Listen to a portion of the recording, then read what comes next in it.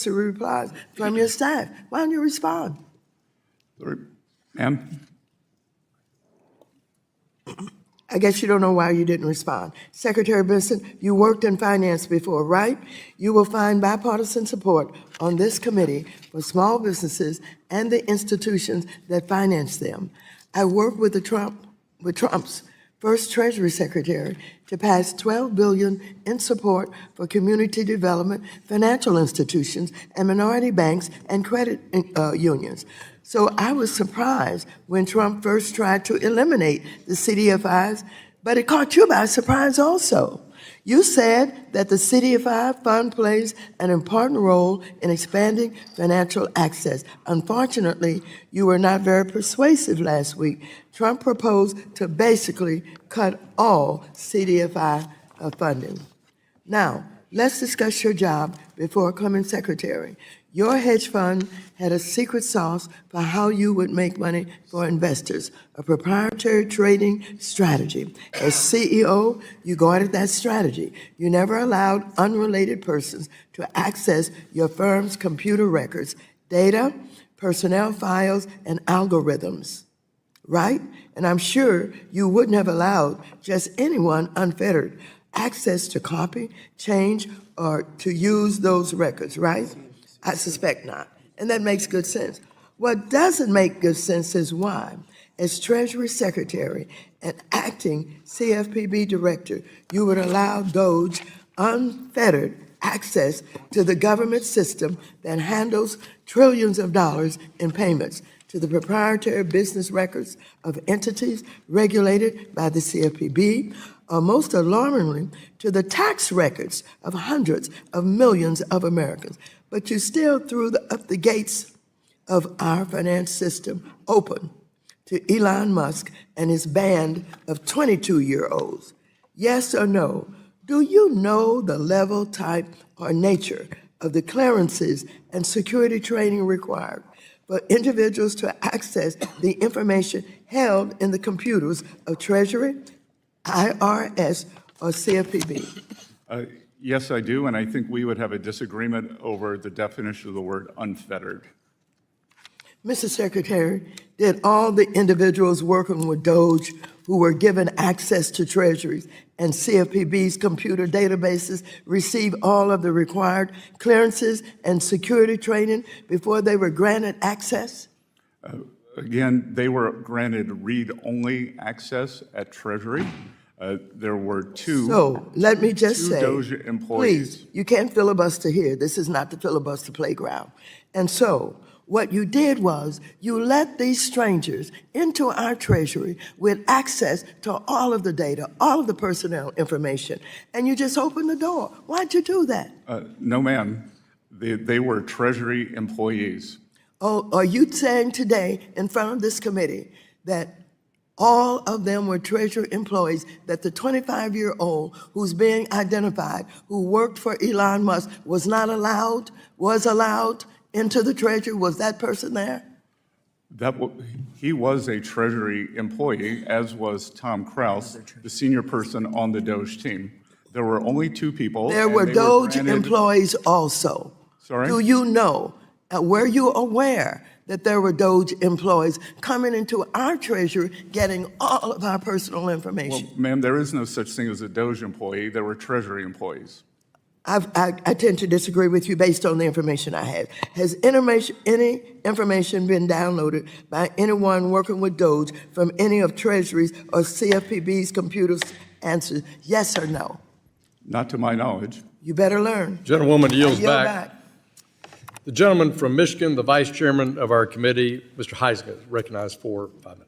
Thank you, Mr. Secretary, for being here. And I just have to note that it's ironic that this has been declared a no filibuster zone by the same people who walked out of a hearing yesterday in filibuster. So, and just to give you one quick brief moment, are you saying that there was no unauthorized or unsanctioned persons that had access to the systems that you are in control of? Again, there were two employees. Yep. There were very strict guardrails, and they were there for an ERP function. Yeah, so they were authorized and they were sanctioned. Yes. So not unknown, and Elon Musk wasn't one of those two people? No, to my knowledge, Okay. Mr. Musk has never been in the Treasury building. Okay, all right. I have to hit on Burma and a little crypto, and if we have time, China. So I want to thank you for your actions that Treasury took this past Monday regarding Burma. The KNA, the Karen National Army, has become a haven for transnational criminal organizations that run illicit operations such as human trafficking and smuggling. The group has strong ties to the Burmese army, which has targeted religious and ethnic minorities such as the Rohingya since the civil war broke out in 2021. While the U.S. and our allies continue to impose sanctions against the military junta, unfortunately, the atrocities continue. My district, the 4th District of Michigan, is home to approximately 5,000 of these ethnic Burmese. And I'm just asking you, we need to do more to protect the people of Burma and to stop the genocide. Yesterday, I reintroduced the Brave Burma Act, a bipartisan piece of legislation that would require the president to determine on an annual basis whether to impose stronger blocking sanctions against the Myanmar oil and gas enterprise, the Myanmar Economic Bank, and foreign persons operating in the jet fuel sector of the Burmese economy, which has been a tremendous amount of their revenue. And it further limits the junta's ability to borrow at the IMF, which I think is one of the issues that the chairman was touching on. So these actions would target the heart of the military junta's revenue. So can I get your commitment that you're going to continue to work with my staff and us on a bipartisan basis as we try to address these issues in Burma? Congressman, we're happy to work with your staff on this legislation, and thank you for your leadership on this issue. I share your concern about imposing consequences on persons who threaten the peace, security, and stability of Burma. Treasury has the tools to continue to take action for the people of Burma, and working with you, we will continue to do so. That's great. And what's frustrating is while some of these sanctions have been put in place, a sanction's only as good as the willingness to enforce it. And we have seen them receiving financial support, the junta, from around the world, especially, frankly, as they ramped up production during the last administration. So I'll note it's not just Burma, it's places like Iran, that this illicit activity that has gone around the sanctions has been allowed. In some cases, Treasury has granted these licenses. I sit on the Foreign Affairs Committee as well, and we see this all the time. I want to touch on crypto. Yesterday, as I had mentioned, the committee held a hearing with House Agriculture, or attempted to hold a hearing with the House Agriculture Committee. Turned into a very important roundtable as well regarding digital asset market structure reform. So can you quickly explain how important it is for America to take the lead here, especially as we see China leaping ahead? Yes, sir. We believe that the United States should be the premier destination for digital assets. And as members of this committee and the Senate are attempting to do, create good market structure around that, so that U.S. best practices are used around the world. And that's really the point, right, is having American U.S. best practices to sort of set the pace for others to follow, rather than us trying to fill in the holes that others that may be created as others set that pace. Yes, sir. And also that digital assets are an important source of innovation that will drive that can drive usage of the U.S. dollar around the world, as with stablecoin legislation. There is speculation that there may be up to $2 trillion of demand over the next few years for U.S. government securities from digital assets. My time has expired, but I'll send you my question regarding Chinese debt trap diplomacy. So with that, I yield back. The gentleman yields back. The gentleman from New York, ranking member of the Small Business Committee, Ms. Velasquez, is recognized for 5 minutes. Mr. Chairman, I want to raise a point of order, Yes, ma'am. but I don't want the clock to be eating my time. I'm sorry. Yes. I would like for the witness to be swearing in before I ask my questions. Chair doesn't see a need for that. You may ask your question. Your time can start the gentlewoman's time over at 5 minutes. Secretary Bessent, you were on CNBC earlier this week making claims saying we are very close and maybe we will see some deals this week on tariffs. So tell us, tell the American people, tell small businesses and consumers, tell retirees, specifically which countries are you close to striking deals with? I'm sorry, Congresswoman, but that would not benefit the United States. No, I'm asking you a question based on the statement that you made on CNBC. And I am telling you that it would be detrimental to the interest of the United States for me to answer that question. Why will that be detrimental? Because as the negotiations may still be in process as we speak, as we are not at the end of the week yet, I am sure that you through your question, would not want to compromise the U.S. negotiating. Reclaiming my time. Would you? Secretary Bessent, the president goes into a press conference and claims that there are negotiations going on. And then the next day, there's no negotiations going on. So why would you not answer my question? And that will be considered detrimental to the American people, to the American economy. I do not understand. Despite your claim, I'm happy to say there are negotiations going on. I'm not going to reveal the details. No filibuster. No filibuster here. So how long do you think those negotiations will take before they are concluded? There are numerous countries, as I have said, if you saw my CNBC interview, which you referenced, that there are 18 important trading partners, and we are moving forward at all deliberate speed with those. Do you consider these negotiations advanced negotiations? Some of them are quite advanced. So you expect this deal to be more than memorandums of understanding? You expect them to be full negotiated trade deals? I believe that they will be the agreements in principle, and then we will paper them over in the coming months. But once we reach an agreement, then I am sure that the other countries will live up to it. Okay. In congressional testimony yesterday, you said the U.S. has not started negotiating with China on tariff reductions. Does that continue to be your position, yes or no? As you may have read, yes or no, sir? As you may have read in the press, I will be going to Switzerland, and the negotiations will begin on Saturday. Okay, so the president told you that that will be your answer today.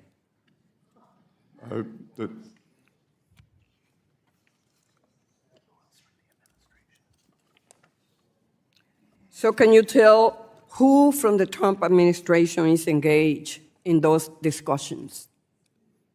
Which discussions? With China. Trade discussions? Pardon? I'm sorry. Trade discussions, yes, sir. Well, the trade negotiations will be led by myself and Ambassador Jameson Greer, And USTR. And what about Pete Navarro? Sorry? Peter Navarro. He will not be joining us in Geneva. Thank God for that. Are those negotiations considered advanced? Pardon? Are those negotiations considered advanced? As I said, on Saturday we will begin, which I believe is the opposite of advance.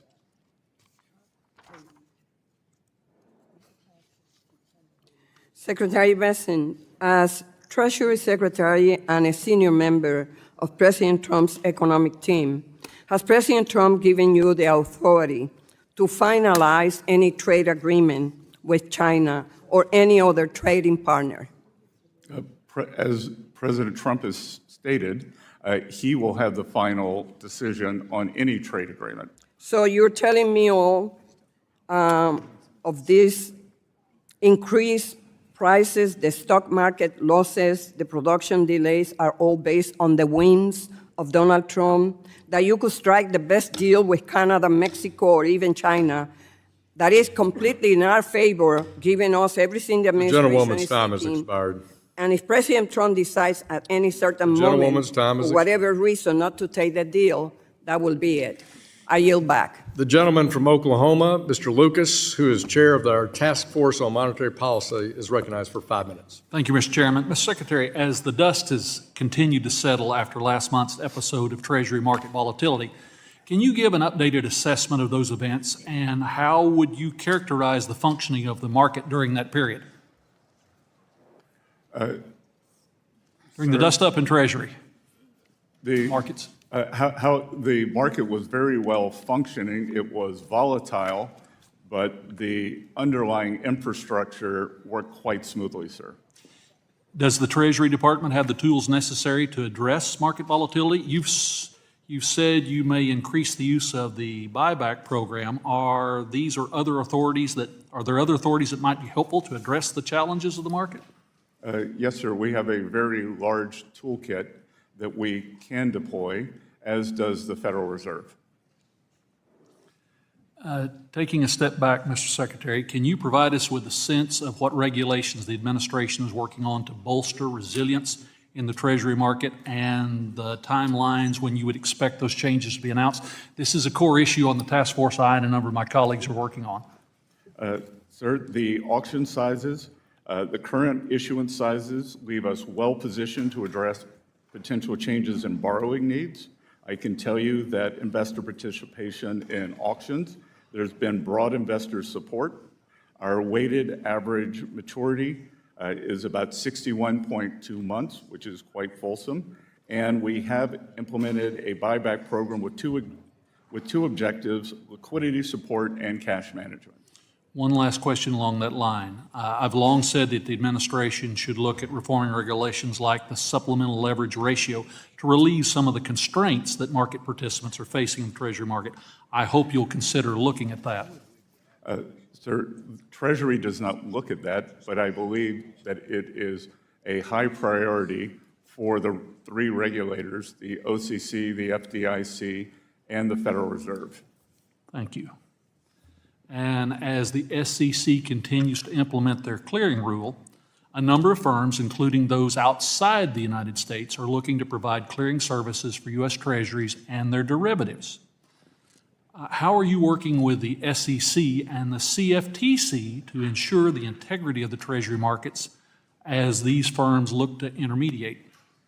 Sir, the Treasury market is a global market, and we welcome new participants, and we want to make sure that best practices employed in the U.S. are also employed globally.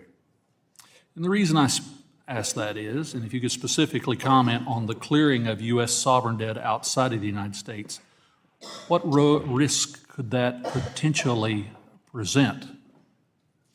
And I come at that from the perspective, if there's a challenge in the market, if it's a U.S.-based entity, then the regulators who would make the difficult decisions are here.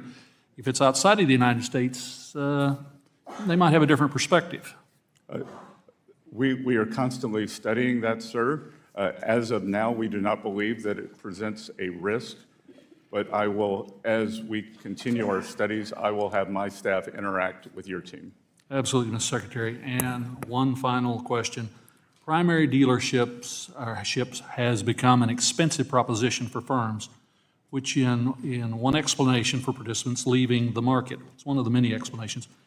Should we be looking at ways to make the environment friendlier to investors wanting to become primary dealers? Sir, we saw at the recent auctions very low participation by the primary dealers, which tells me that there may be the regulatory function there that is preventing them from using their balance sheet for the benefit of the U.S. Treasury. So clearly the task force that Chairman Hill was kind enough to set up and yourself, we have work to do. Thank you, Mr. Secretary. Would you yield? I would yield to the gentleman from Michigan. Thank you, and I can get my China question in, so I appreciate my colleague doing that. I want to talk a little bit about the international financial institutions, the IFIs, such as IMF, World Bank, and they're falling short of addressing key challenges. So China, whether it's in Africa or Burma, has really engaged in a debt trap diplomacy. How should the IMF really help borrowers take the fund's advice when it keeps giving China a free pass? Well, Congressman, as I said in a public interview after one of my IMF speeches, it is time for China to graduate from developing country status. It is the second largest economy in the world. They are a large, important economy, and they should no longer be granted the status of a developing economy. I'd like to invite you, Mr. Secretary, to continue that answer in writing, and I thank the Vice Chairman and Mr. Lucas.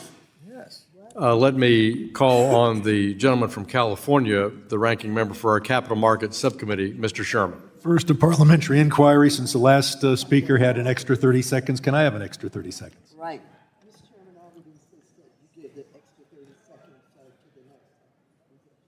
I would be happy to do that. Mr. Chairman, I agree with you that special drawing rights should be increased only with congressional input, and I agree with Mr. Huizinga that we have to focus on Burma, Myanmar. I ask unanimous consent to put in the record a chart showing how the value of the dollar compared to other currencies has declined precipitously since Trump's so-called Liberation Day, and to also put into the record a CBO report issued just an hour ago that shows that Republican proposals to change Medicaid would in one case take 1.5 million people would lose their Medicaid benefits, and in another proposal would cost 3.9 million Americans their Medicaid benefits. Without objection. Also ask unanimous consent to put in the record a letter I sent to the Secretary, responded to by his Assistant Secretary, dealing with direct file, which means you don't have to pay TurboTax because the IRS has the software. And the response that I got, an absurd response, was basically, well, as long as, we just want to make sure TurboTax makes a lot of money, so we're not going to do that. Wait just a second. And I would point out that the IRS could send every American, for their voluntary use, a proposed first draft of the tax return, since you already have the W-2, you already have the 1099, and you don't have all the input errors that come from people doing their own returns. But that is something that your administration is stopping. I would ask you, Mr. Without objection. Yes. I ask you, Mr. Secretary, to provide for the record within 1 week your best estimate of when the U.S. will hit the debt ceiling and exhaust our borrowing capacity. Can I count on you to provide that for the record? Sir, the so-called X date is a moving target. I'd like your best shot. As I stated yesterday, we are moving on to the warning track, and we don't want to be on the warning track. And I would ask you to provide the Congress the best information you can, but I'm going to go on to another question. I represent one of the two areas devastated by the Los Angeles fires. I spoke directly and on camera to President Trump and asked him to exempt building materials from these tariffs. The National Association of Home Builders says that these tariffs will add $11,000 to the cost of these fire victims rebuilding their homes. Can you assure us that in a country where we have a devastating housing shortage in general, but we have thousands of people in Los Angeles have to rebuild their homes in particular, that these fire victims are not going to face this additional cost to rebuild their home? I will look into that matter, and I was... That is exactly what the president said in January. I was in Los so Angeles far this weekend, and I toured the devastation. Thank you. I hope you saw the devastation of the Palisades, and I hope you won't be imposing another $11,000 cost on every home builder. Now, as to capital markets, where I devote most of my time, all of us on the subcommittee agree that we're trying to get people to invest in American stocks and build the American economy. And in fact, our tax code has hundreds of billions of dollars of incentives to get people to invest in America. China also has incentives to get the Chinese people to invest in Chinese stocks. But there's a difference. China only provides those incentives to Chinese people if they invest in Chinese stocks. American billionaires like investing in China, making tens and hundreds of millions of dollars in profit. Can you think of a reason why the American tax code should provide enormous tax benefits like the capital gains allowance to American billionaires who invest in Chinese stocks? Why is that in our national interest? Sir, it's not just available to billionaires. If you were to buy... Right, so why do we want to encourage... buy a Chinese ETF, a very... Why would we be neutral on whether I buy an American ETF or a China ETF? Don't we prefer American capital to be invested in America, or are we just fine with encouraging Americans to invest abroad? Well, sir, we don't want to close the capital account, and we do want investors to be able to maximize their judgment where they should invest. Let me go on to one more thing. I have said I wouldn't bet against the U.S., but please, it's a free next country and question. people can. Next question. Abu Dhabi and United Arab Emirates just announced that they were going to give $2 billion to a stable coin put forward by World Liberty Financial. This stable coin pays no interest. So you and I are both finance people, just want to check my math. Assuming a 4% rate of return, is this interest-free loan of $2 billion worth $80 million every year to World Liberty Financial and its Trump owners? Sir, I haven't seen that. I don't know the expense ratio, and as far as I know, no stable coins pay interest. So the New York Times is wrong. Please read the article. I yield back. Gentleman yields back. The gentleman from Texas, Mr. Sessions, is recognized for 5 minutes. Mr. Chairman, thank you very much. Secretary, welcome. We're delighted that you're here. Part of the challenge against you this morning, and I'm sure some days, is the explanation of the tariff matter that President Trump has initiated and sticking by. I'd like to provide just my input on that, if I could, that I think that President Trump sees the relationship with China by what it really is, and that is an unfair relationship, one in which needs to be not only looked at, but really something done about it. And I know that while we have PNTR, it should mean that we treat them the same way they treat us, but that is not happening. President Trump, as part of these changes, has changed the de minimis rule, and that de minimis rule was the amount of money that a package, when it comes into our country under this circumstance, whether it was looked at or not, whether a tariff was paid upon it. And I believe that there were Chinese companies taking advantage of that. Some 4 million packages a day were coming to the United States. And I say were coming because I do not believe that that rate is still occurring. As a result of that, what happened is it contributed to the fentanyl issue that we had because we did not look at these packages with the same viewpoint that others did. My point in bringing this up is that I believe that with the new numbers of 177,000 net new American jobs being created in the private sector, that there's an understanding by people who want to invest in America that this president is finally taking on the Chinese, who undermined not just intellectual property, but undermined with their government, the Chinese government, undercutting the price and manufacture of many products that were American-made. Many of them, or some of them, might be power tools. And of course, we know Craftsman is an American-made product.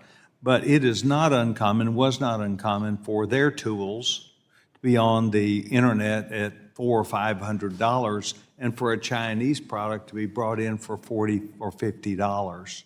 That undermined not just our intellectual property, but actually undermined the manufacturing that takes place in this country. And I'm delighted that you and the president are engaged in balancing that out, and I think that's what this 177,000 new American jobs net provided for us, because it's people who want to invest in the United States, knowing that finally we have a president that will protect that onslaught of Chinese goods undercutting American, not just jobs and intellectual property, but the events that take place therein. And I think this president has done a great job, and I want to offer my support for that, because I think that part of what the president has done is set a new challenge and mark for Americans now to pick up that part that was before challenged by China. Mr. Secretary, Russia still earns over $700 million a day in fossil fuel revenue that helps its war against Ukraine. And I think that most of us here would like to see Russia held accountable. Can you talk to me about sanctions that are or are being considered against Russia energy firms as it relates to selling their products to China? Yes, sir. And I will tell you that the Biden administration exercised, with regards to Russia and Ukraine support, a big dichotomy. On one hand, they were giving aid to government of Ukraine. On the other hand, their sanctions against the Russian Federation were very, very weak. The sanctions were just against some of the lower-level oil companies. There was a price cap that has never worked.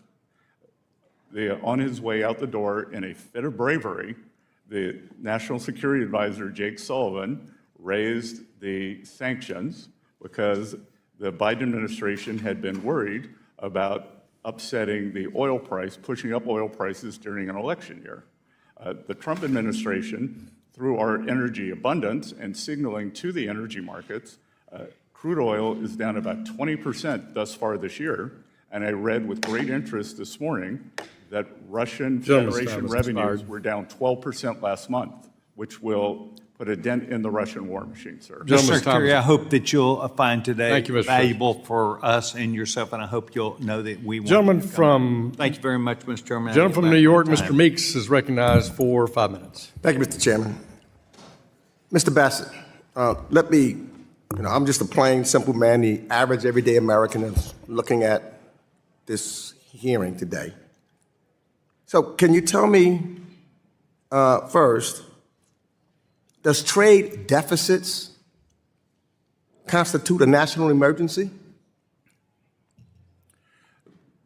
The hollowing out of the U.S. No, just yes or no. class. Yes or no? Yes or no, It's a sir? national emergency, sir. It does. It does.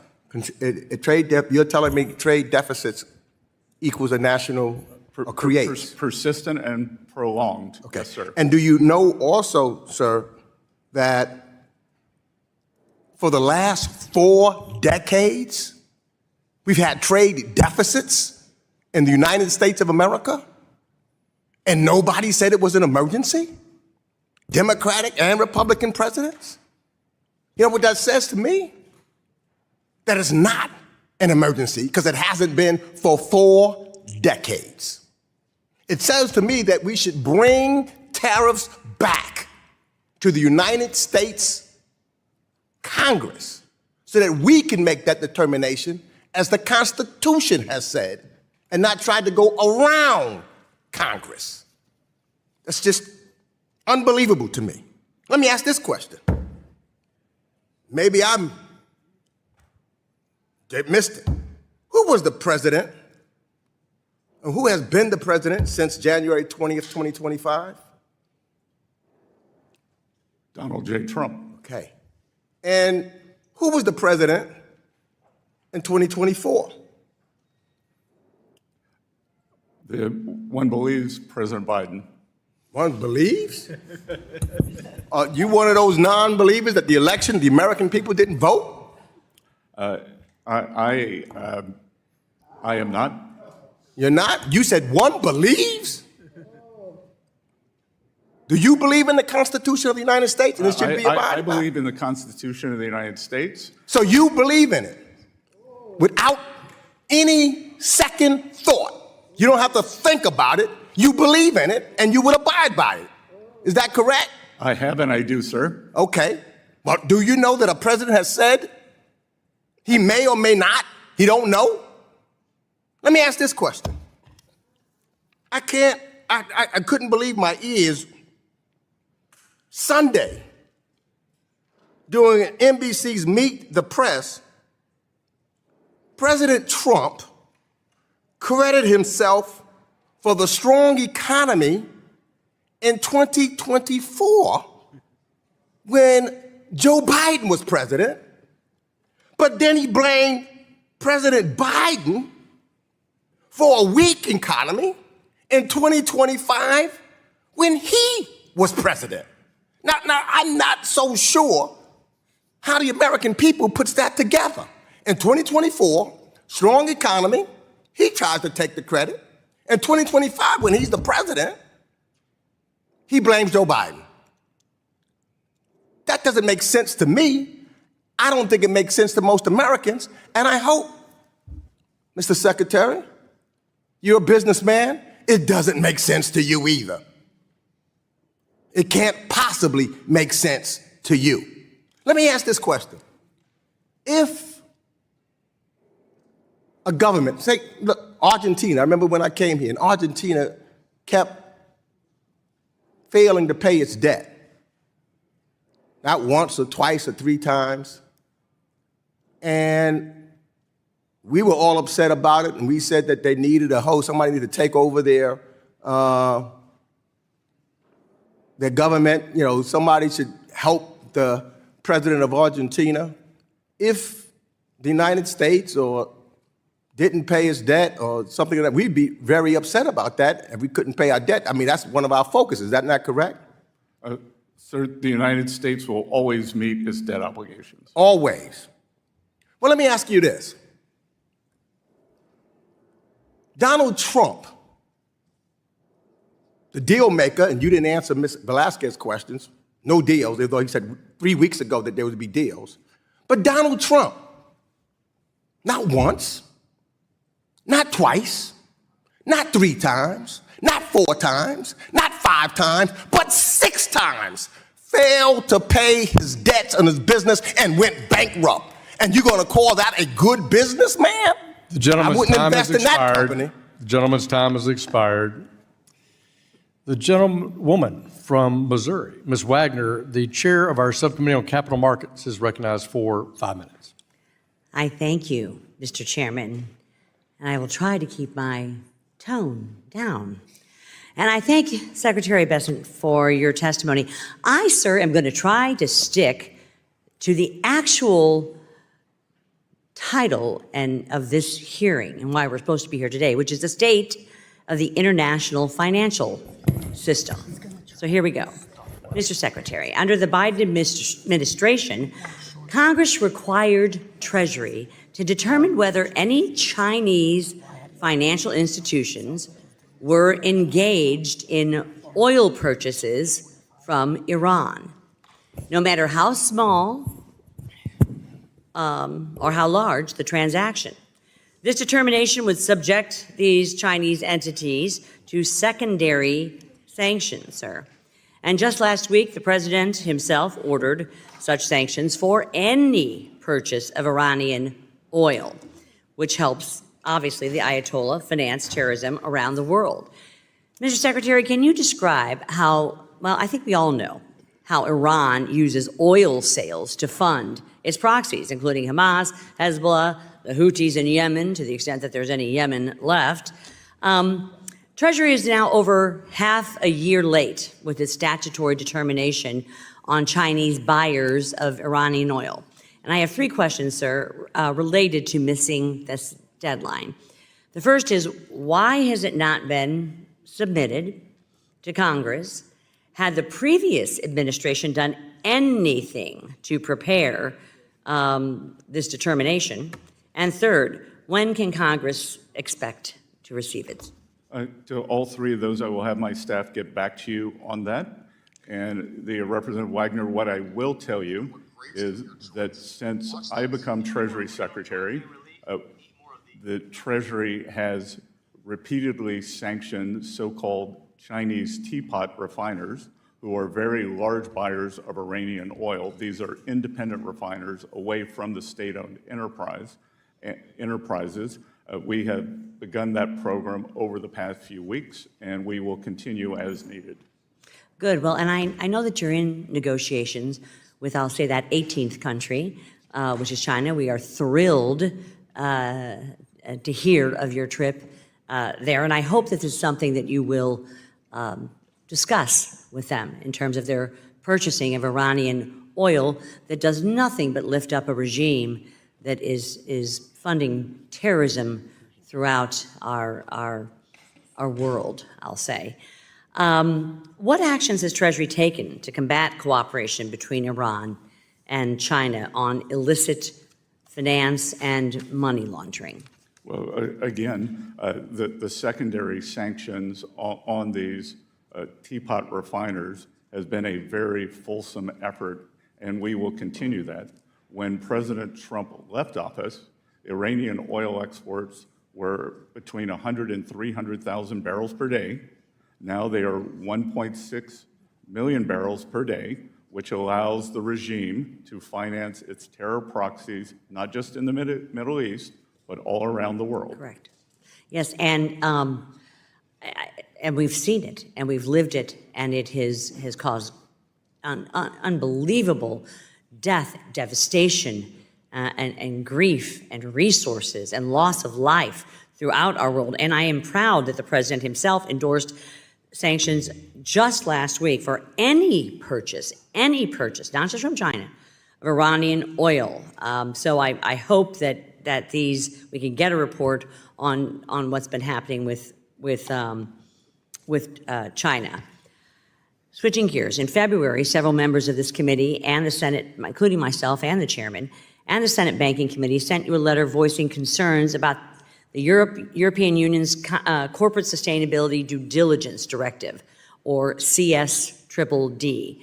This directive, which was finalized by the EU last year, will require many American companies to evaluate their supply chains and end certain business activities not based on U.S. law, but due to UN principles. This directive not only hurts our economic competitiveness, but also undermines our jurisdictional sovereignty, sir.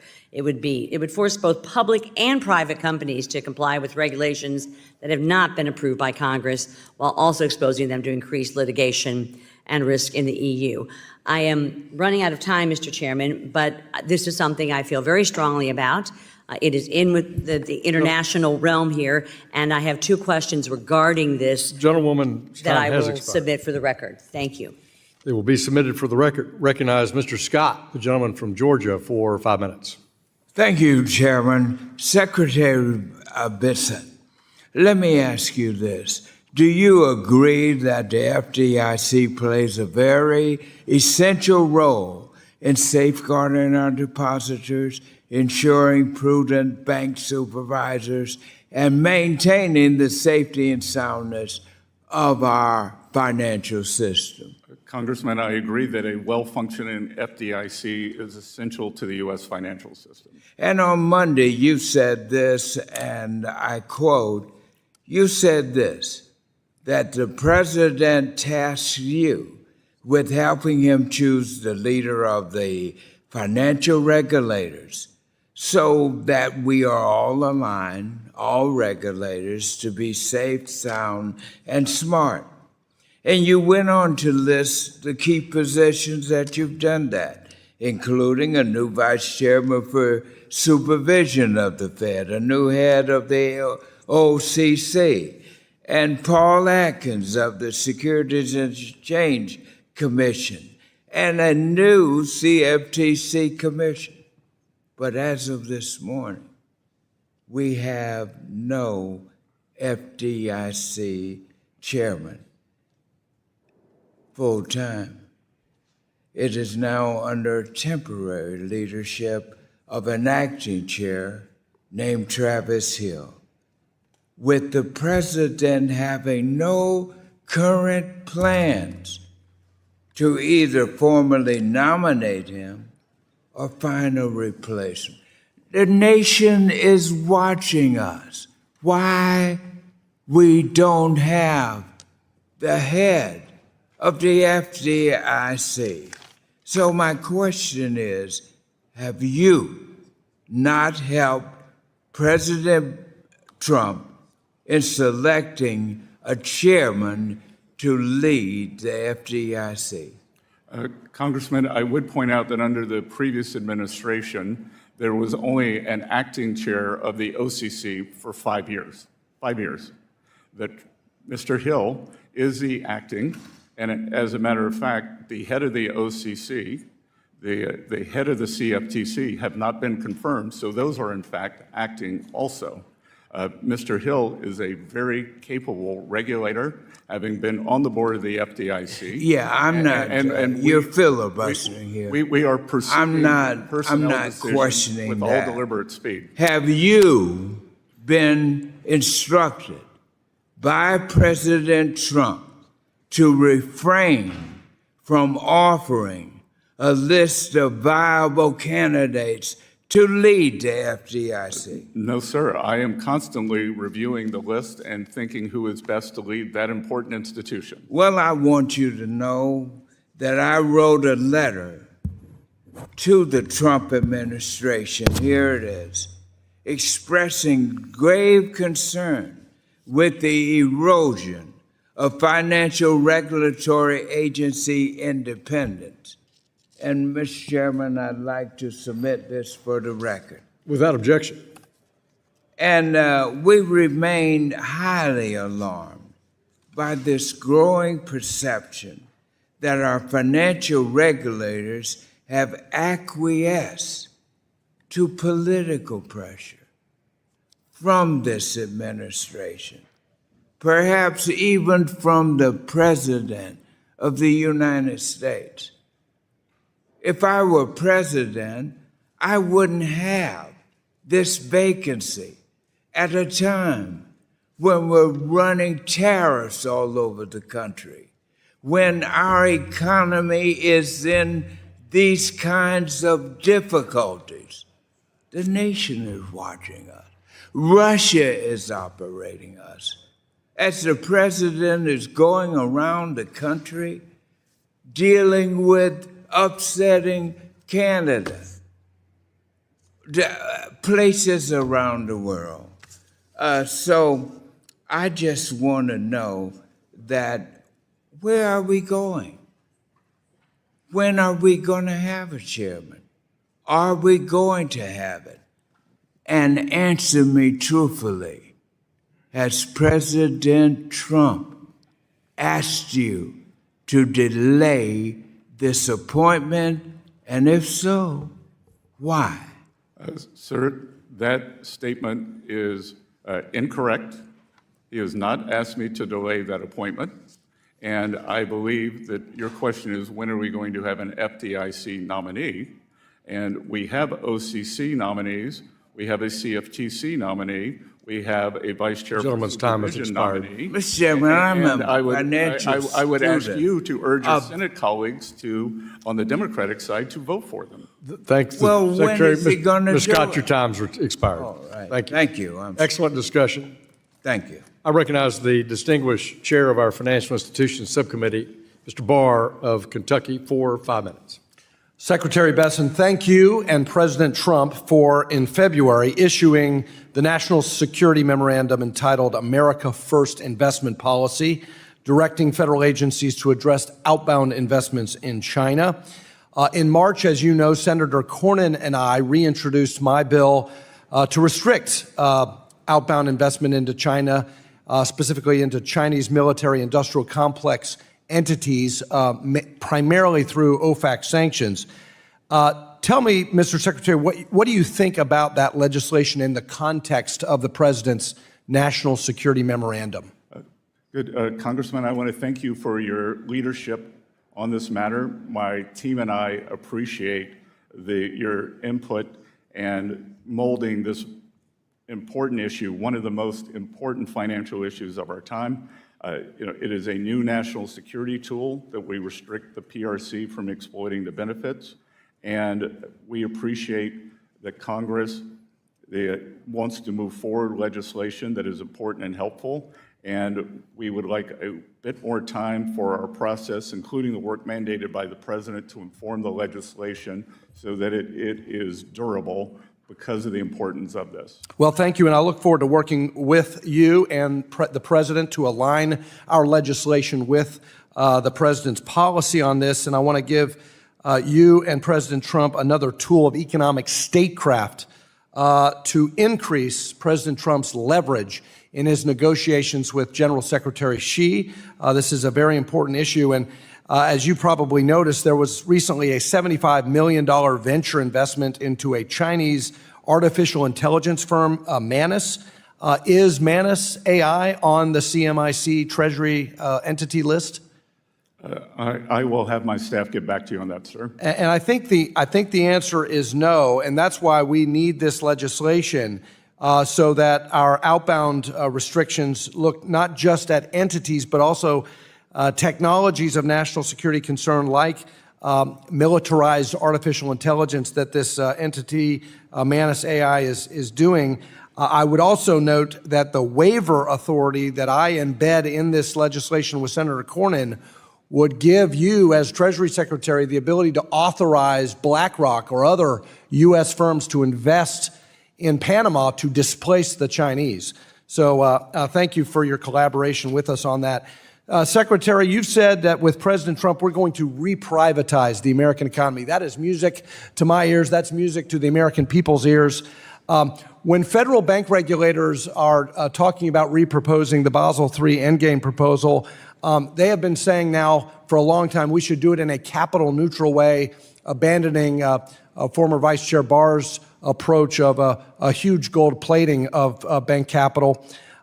Since the Federal Reserve started to use the term capital neutrality in 2019, however, capital has increased by 10 to 20%, making the concept of capital neutrality really arbitrary.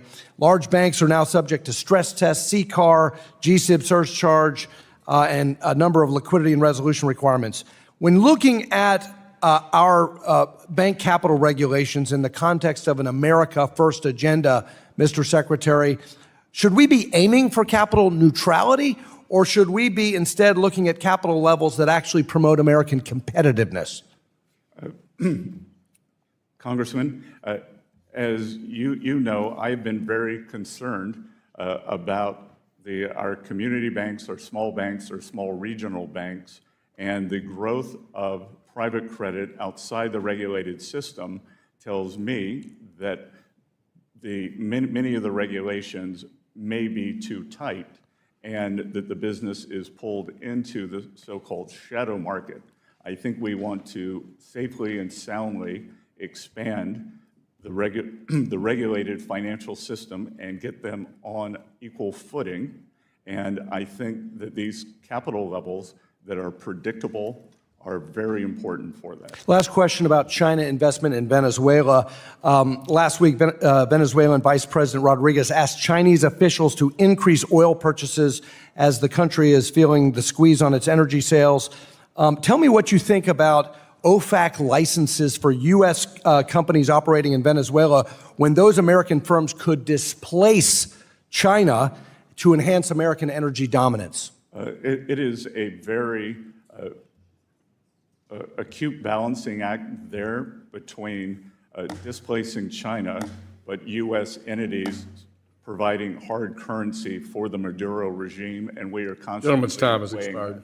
I look forward to working with you on that issue. Thank I you. yield back. Recognize the distinguished gentleman from Massachusetts, our ranking member of the Digital Assets, Financial Technology, and Artificial Intelligence Subcommittee, Mr. Lynch, for 5 minutes. Thank you, Mr. Chairman. Mr. Secretary, thank you for coming before this committee and helping us with our work.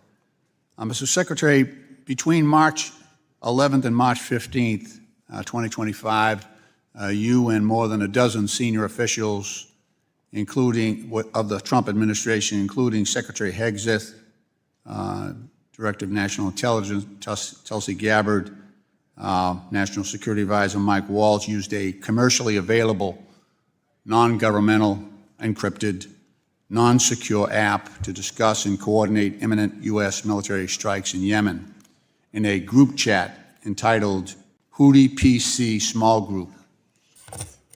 Particularly Defense Secretary Hegseth shared actionable intelligence, including sensitive and classified details of an imminent military operation against Houthi rebels and other military plans.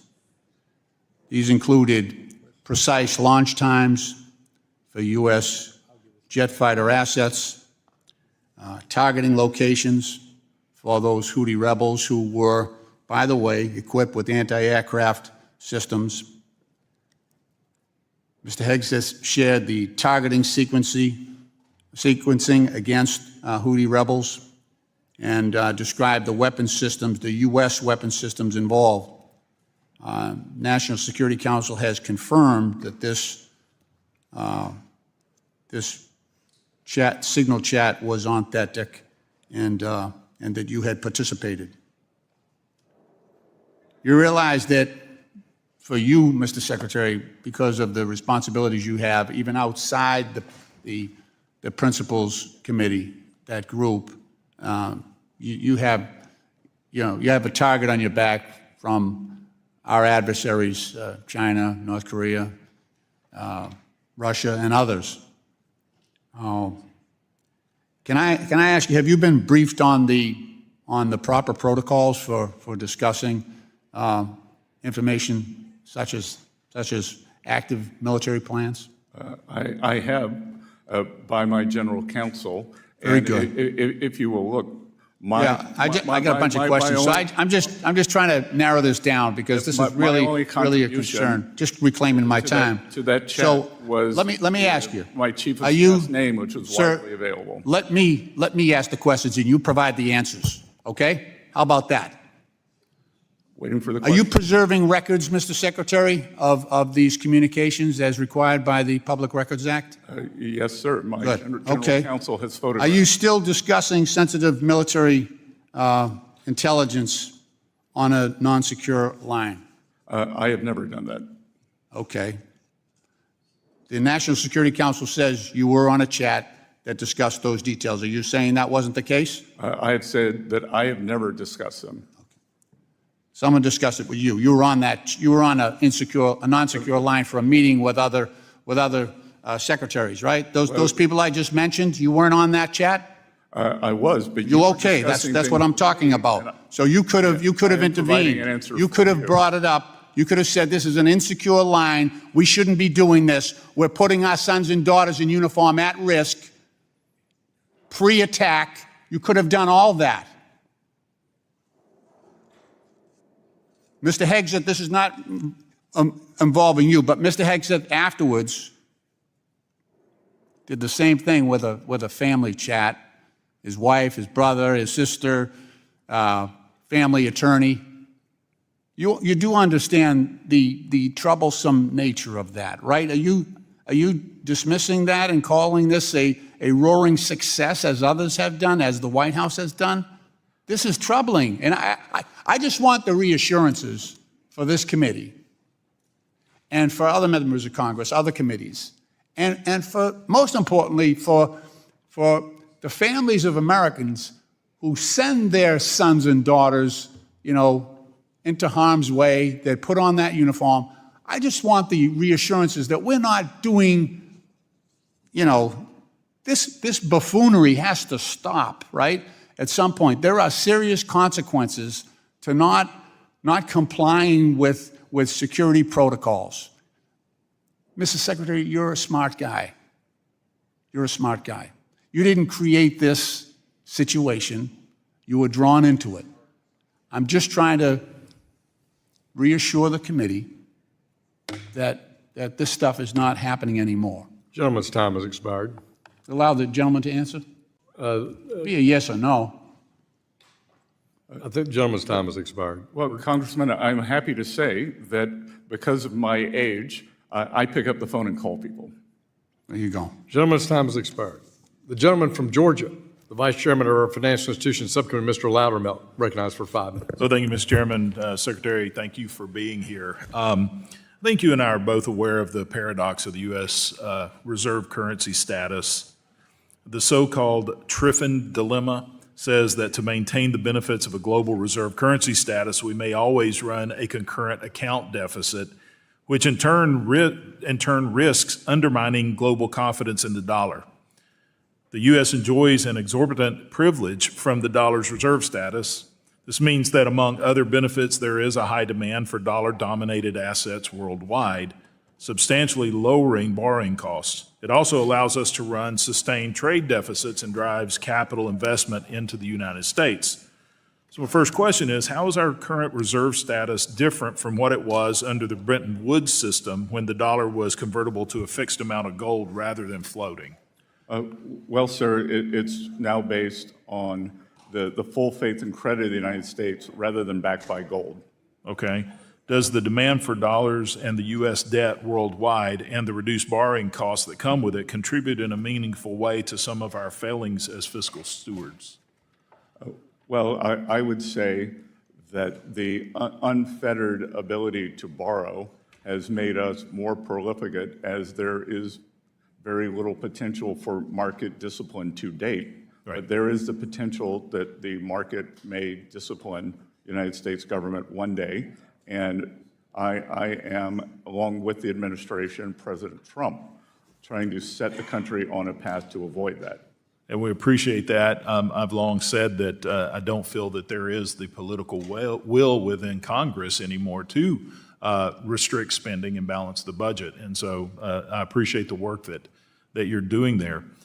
Is there a world where we can have our cake and eat it too? In other words, is there a policy configuration where the U.S. can maintain the best elements of its exorbitant privilege while also having a balanced export economy? Yes, sir, there is. And I would point out that the exorbitant privilege, as I believe it was a French politician called it, does not always result in the lowest interest rates. Japan's interest rates are lower than ours. China's interest rates are lower than ours. Most of the EU interest rates are lower than ours. Okay. I want to shift gears just slightly. For several years, I've called for FinCEN to raise the threshold for currency transaction reports from 10,000 to some higher value. Working on legislation, have been for the last several years, and I do have legislation again this year on that. If adjusted for inflation from the 1970s, this threshold would be somewhere between $74,000 and $80,000. But we haven't. We're still stuck at that $10,000 limit. In your opinion, what threshold value best balances privacy and compliance costs against the utility that these reports have for law enforcement? Congressman, I am not sure what the equilibrium level is.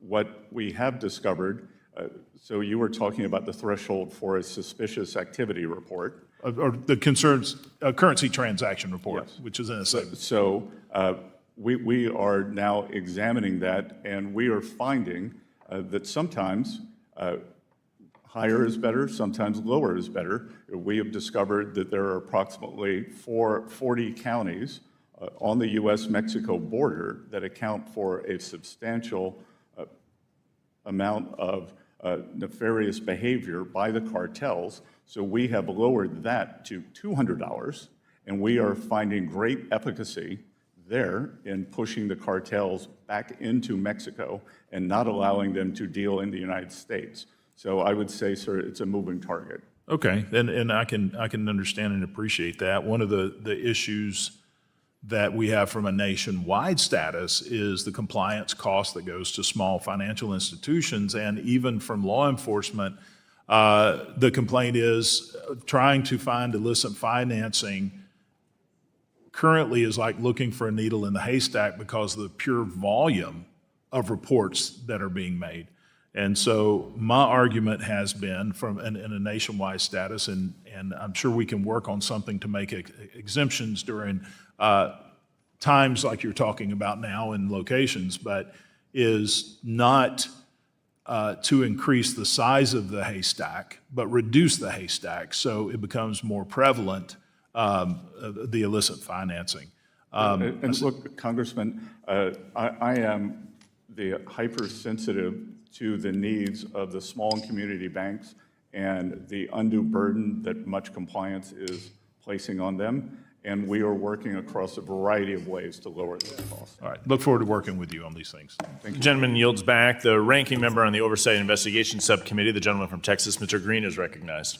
Thank you, Mr. Chairman. Thank the ranking member, and I thank the witness for appearing. Mr. Treasurer, when you testified before the Senate, you indicated that the CDFI fund is a very important program. It's very important to us. Is this correct? I did, sir. And is it true that you would not agree that it is a woke program, it has cultural Marxism associated with it, and that it is abused? You wouldn't agree with that, would you? Sorry, I think the CDFI fund is performing its statutory functions as required. So you would not agree then that it's woke? Is it statutory function to be woke? I've never seen that in the statute, sir. Okay. What about Marxism? Is that associated with it in the statute?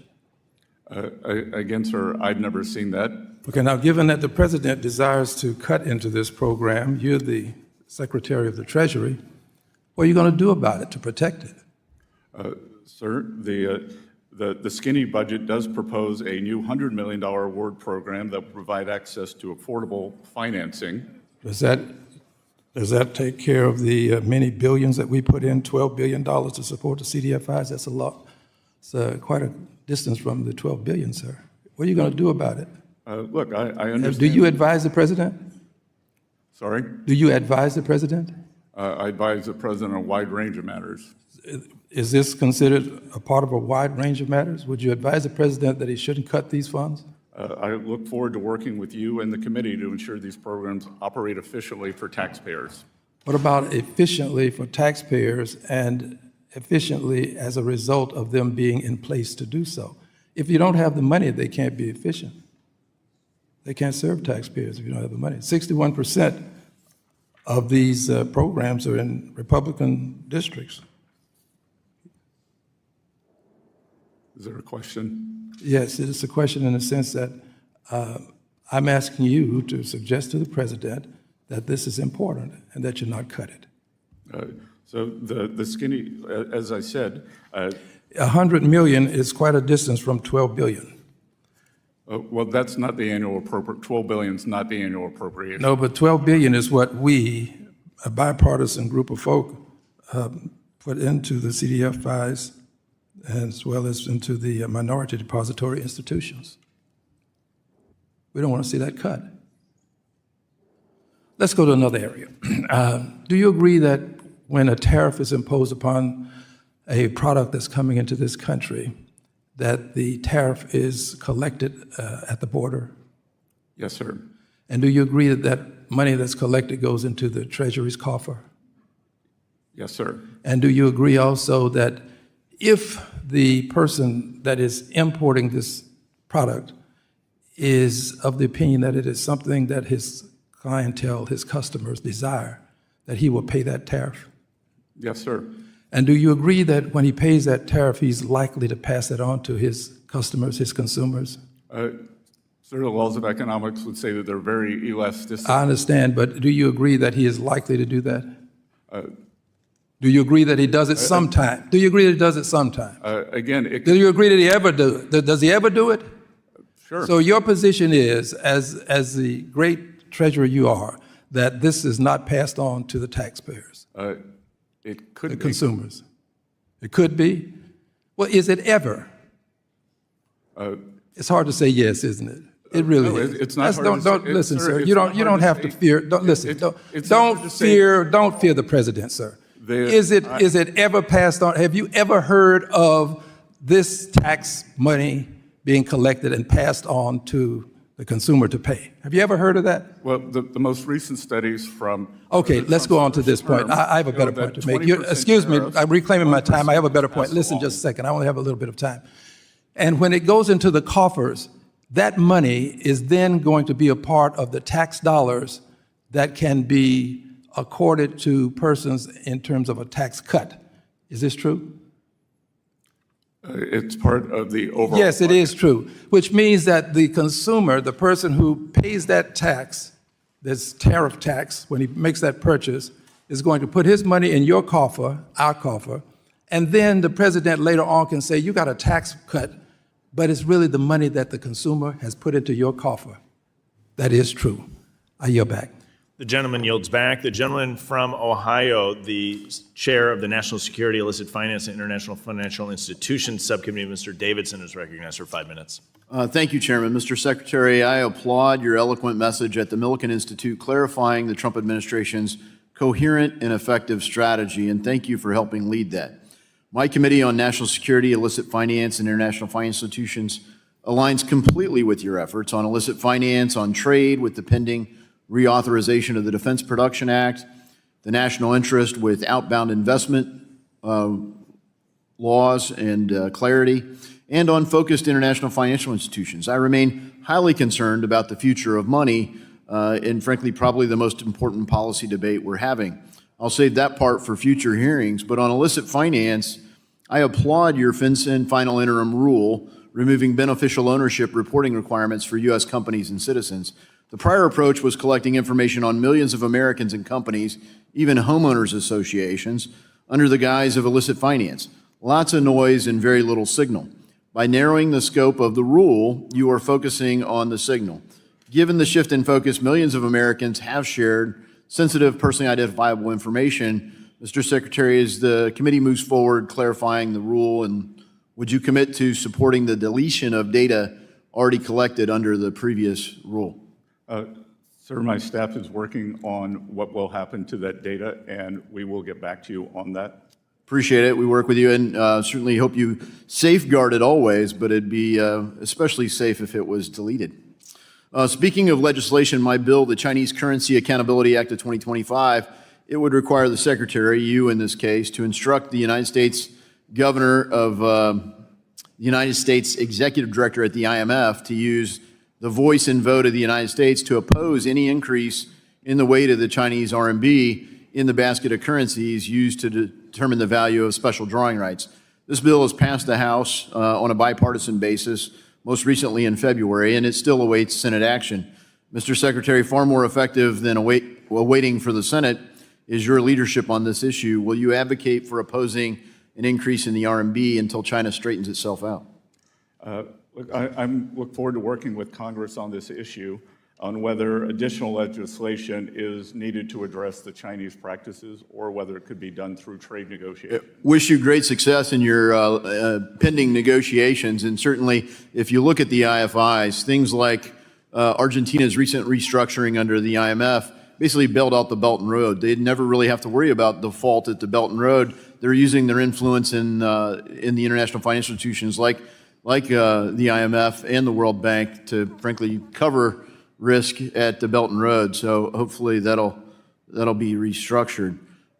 You've already covered outbound, and I really appreciate the dialogue on that. But I'd like to turn to the Defense Production Act. I mean, when you look at how you've organized and communicated the president's approach there and the administration's approach, national security is, of course, paramount to that.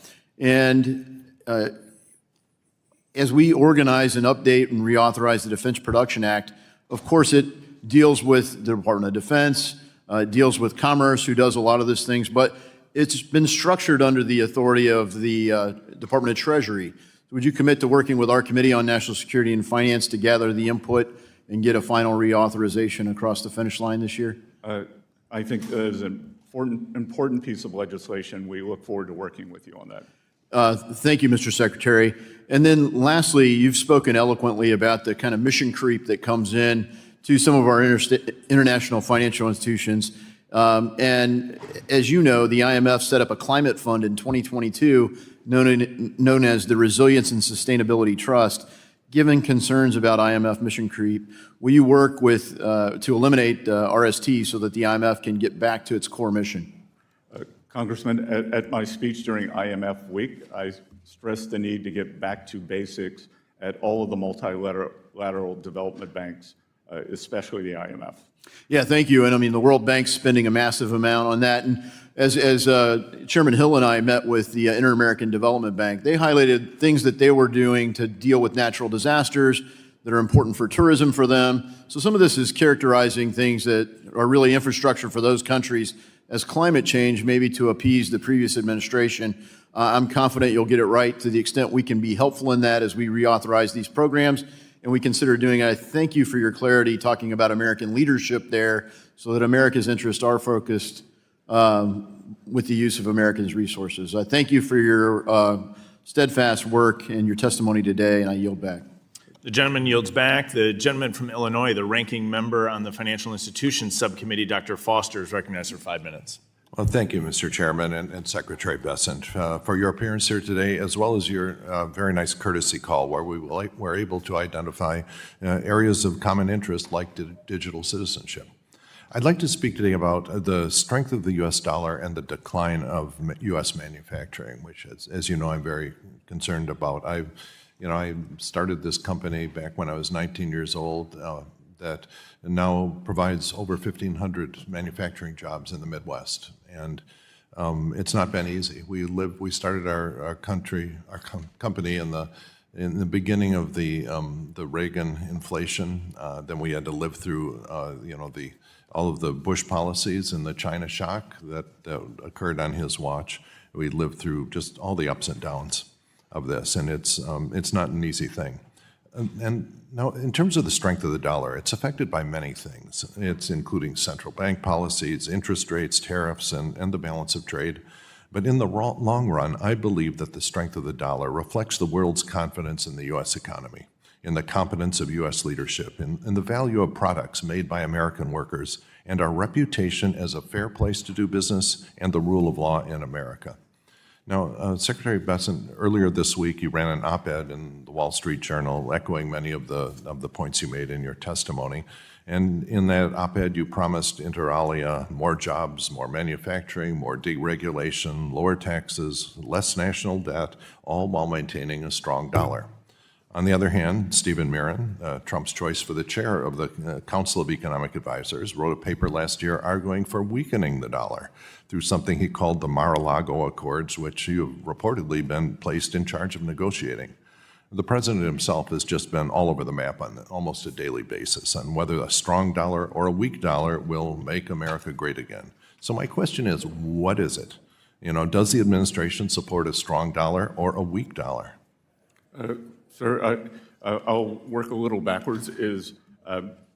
C. had Myron paper was when he was in the private sector, and I think it related to a range of outcomes.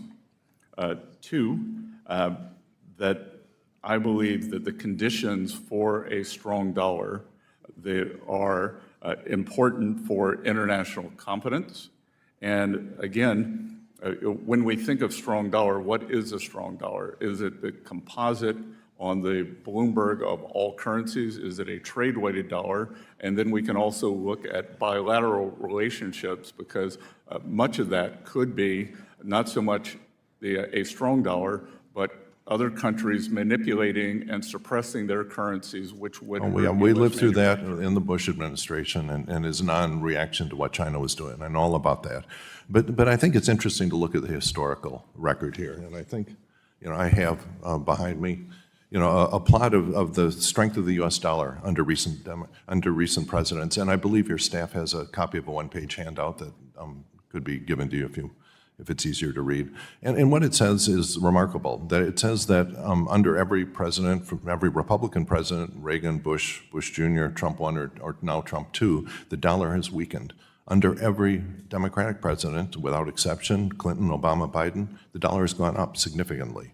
And I don't think that's an accident. I think it's because of all the factors, including predominantly the confidence that the U.S. will maintain a well-regulated and well-governed economy and a fair place to do business.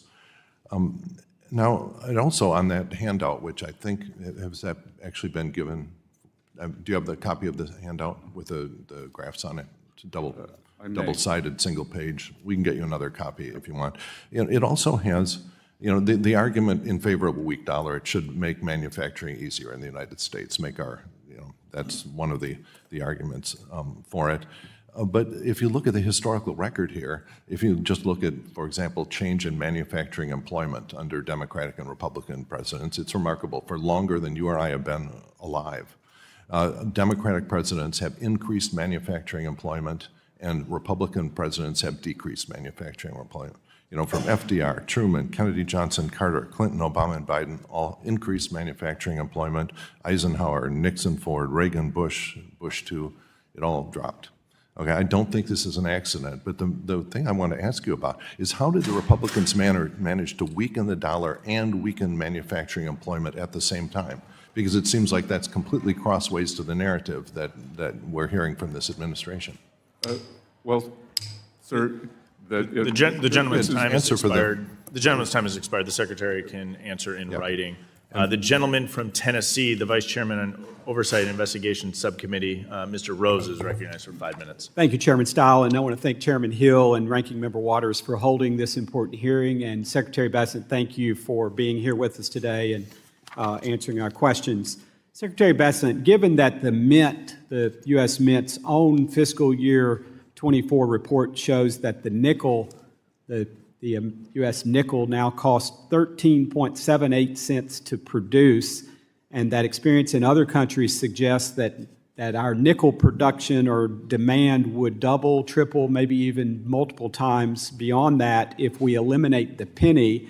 Is Treasury analyzing the risk that stopping penny production alone could actually worsen our coinage losses or seigniorage losses by pushing annual nickel losses well past $200 million? Congressman Rose, that we have looked at this and we believe that it is possible by changing the composition of the nickel to bring down the cost to 5 cents or less. Absolutely. That was going to be my next follow-up question to you. And I will point out that the dime is very profitable. Yes, and you know, it'll sound like a little self-interest, but a Tennessee company is one of the folks that could lower the cost of the nickel and has made a proposal that I know We're investigating that with them and are very intent on maintaining those jobs, sir. And I would just say from my deep dive into both penny and nickel production, it seems to me that there are significant savings beyond just saving on composition of the nickel. So I would encourage Treasury and the Mint to take a look at refocusing how we produce those coins to make them actually positive for the balance in terms of producing seigniorage for the United States. So I'm glad to hear that you're moving in that direction. Secretary Bessent, the President has recently made budget requests that propose significant cuts to the Community Development Financial Institutions, or CDFIs, or the CDFI Fund, and suggests to end core CDFI programs.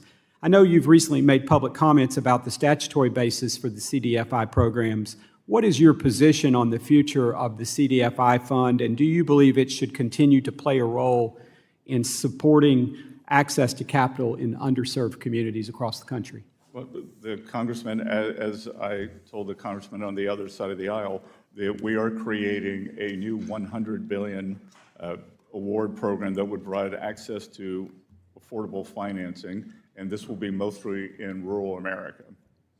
Excellent.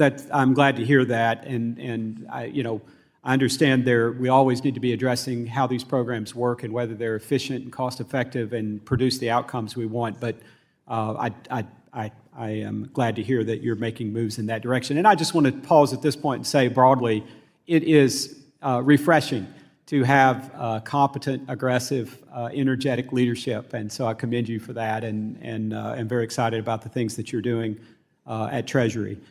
Secretary, can you discuss the significance of confirming President Trump's regulatory appointees in advancing his America First agenda? Specifically, how do these appointments impact the implementation of these important policies to move America forward? Yes, sir. I believe that we need to get them appointed as soon as possible. We have some very good acting the chairs or directors of these, but the sooner we can do it, the sooner we can get down to the business of making these institutions work better for the American people and making sure that Main Street can prosper because I've been very concerned. As I've mentioned today, I've met, I think, the personal meetings with over 50 community bankers. I spoke to more than 300. And I think it's very important to get these regulators in place so that community banks, small regional banks can make sure that Main Street participates with the rest of the country. Thank you. I completely agree, and that's what we're hearing, I'm hearing from the regulated entities in my district and across Tennessee. Secretary, given the IMF's limited success in pushing China on transparency and debt restructuring, how can Treasury justify supporting the IMF's current leadership? We are in constant discussions. It is leadership that I inherited. Thus far, they seem very open to the Trump agenda, America First, and advancing the issues that most affect the United States and working Americans, so we will keep pushing them on that. Thank you, Mr. Secretary. Mr. Chairman, I yield back. The gentleman yields back. The gentlewoman from Ohio, the ranking member on the National Security, Illicit Finance, and International Institutions Subcommittee, Ms. Beatty is recognized for 5 minutes. Thank you, Mr. Chairman and ranking member, and to you, Secretary Bessent. The Trump administration has alleged that detecting and deterring transnational criminal organizations such as Iranian terrorist groups and their proxies is a priority for national security. But on March 2nd of 2025, your department announced that it would not enforce any penalties or fines associated with the BOI reporting rule, nor will it enforce the CTA against U.S. citizens, domestic reporting companies, or their beneficial owners. So I'm a little confused of how you square those two things. So my question is, can you explain to, or would you explain to the American public how you undermine the bipartisan CTA and expect law enforcement and national security agencies to quickly and effectively know the true owners behind shell companies registered in the United States now that foreigners, including a drug cartel, gang members, could register a company in the United States with no state or any federal ownership reporting requirements? And I remind you, in your testimony, you talked about illicit actors. Well, these are some of our illicit actors. The Congresswoman, an overwhelming majority of the domestic entities that you're describing are hardworking Americans with small businesses. We bifurcated the bill, and any foreign entities must still file.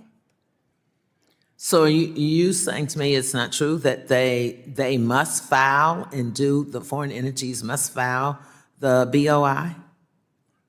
Yes. We bifurcated the CTA program that domestics do not have to.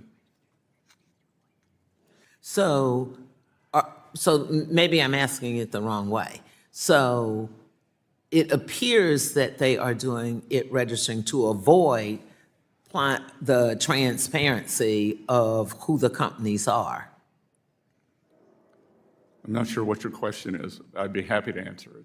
So I guess I'm looking at it as, and if you're saying it is not true and that they now are complying and completing the BOI, so let's take it one step at a time. So you're saying everybody is completing the BOI, you're enforcing it? No, ma'am, I am saying that we have bifurcated it, that U.S. nationals do not have to file, and that foreign nationals do.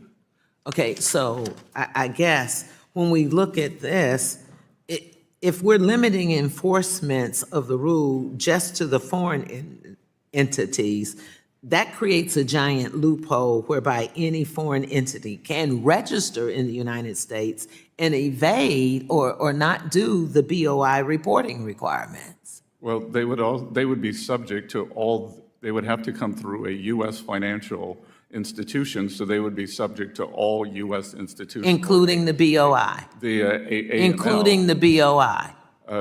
including the BOI, yes or no? Because the answer is no. I mean, you can say it however you want to, but the answer is no. And this makes it easier, and this is what I want the American folks to know. It makes it easier for human and drug traffickers, cartels, terrorists, organizations, and other criminals to do business in the United States. And when you're limiting the enforcement just to foreign entities, it exempts 99% of the entities that Congress intended the law to cover when it was passed into law. So I think I do have my answer. We're just not agreeing on it, and we know why. So let me go to my second. It's my time. Let me go to my second question. The clock is running. It's my time. It is my time. You will not do this on my time. Now, I'm going to ask for a few more seconds since he refused to comply with my time, not his time. In 2016, former Secretary Jack Lew announced that Harriet Tubman was to be the new face of the $20 bill. Can you tell me what's the current status of this project? No, ma'am, I can't, but my staff will get back to you. No, I want you to get back to me. Because, see, there seems to be an issue when it comes to things that affect people of color or people who live in poverty, whether it is what you're doing with Social Security, what you are doing with restricting funds. The gentlewoman's time is expired. The gentlewoman's time is expired. To me? The gentleman Mr. from Chairman, Texas, I need him to answer if he will. I'm not a staff person. I'm not asking him to have his staff report to me. So, Mr. Chairman, I'm addressing it to you to ask him to respect me. Mr. Chairman, I'm talking to you.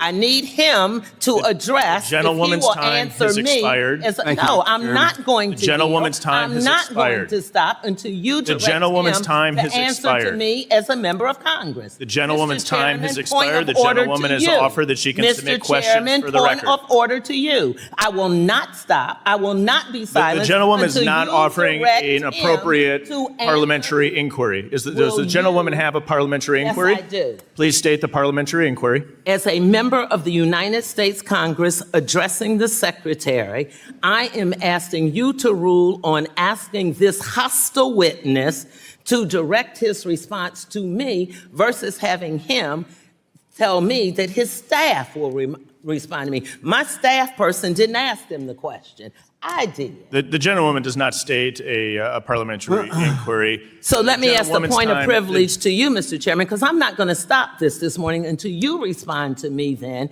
if you will direct the Secretary to respond to me as a member of Congress. Or let me ask him. It is not a point of privilege. The gentlewoman's time has expired. The gentlewoman will suspend. The gentlewoman will suspend. The gentlewoman will suspend. The gentlewoman will suspend. If he responds, the gentlewoman will suspend. If he responds the gentlewoman will suspend. If he will respond, the gentlewoman makes a legitimate request. A personal privilege. You can simply ask him to respond. Personal privilege. Just ask him to respond if he'll respond to a member of Congress versus saying a staffer. It's simple as that. I ask that members keep decorum and remain cordial during today's hearing. I am being The cordial to gentlewoman you, will Mr. suspend. Chairman. The chair has the time. Mr. Chairman, the will chair you has the answer time. The question? gentlewoman will suspend. The gentlewoman makes a legitimate request. I ask that members keep decorum and remain cordial during today's I am hearing. being cordial. I resent your statement to imply that I am not. I am a member of the U.S. Congress. I am asking this Secretary The gentlewoman to may respond submit to me. QFRs for the record, which will be responded to by the Secretary. Thank you. The gentlewoman's time has expired.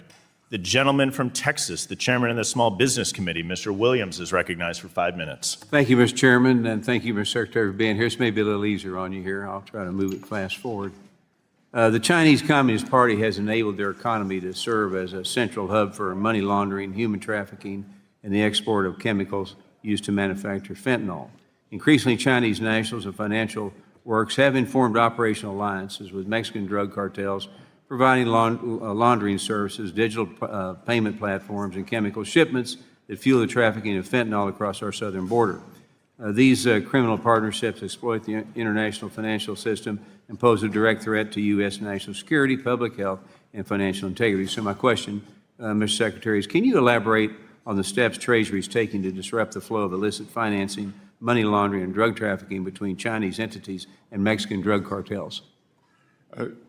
Thank you, Congressman, for that very important question. And note that they are interlinked, that the Chinese provide precursor drugs that are then converted into fentanyl by the Mexican cartels.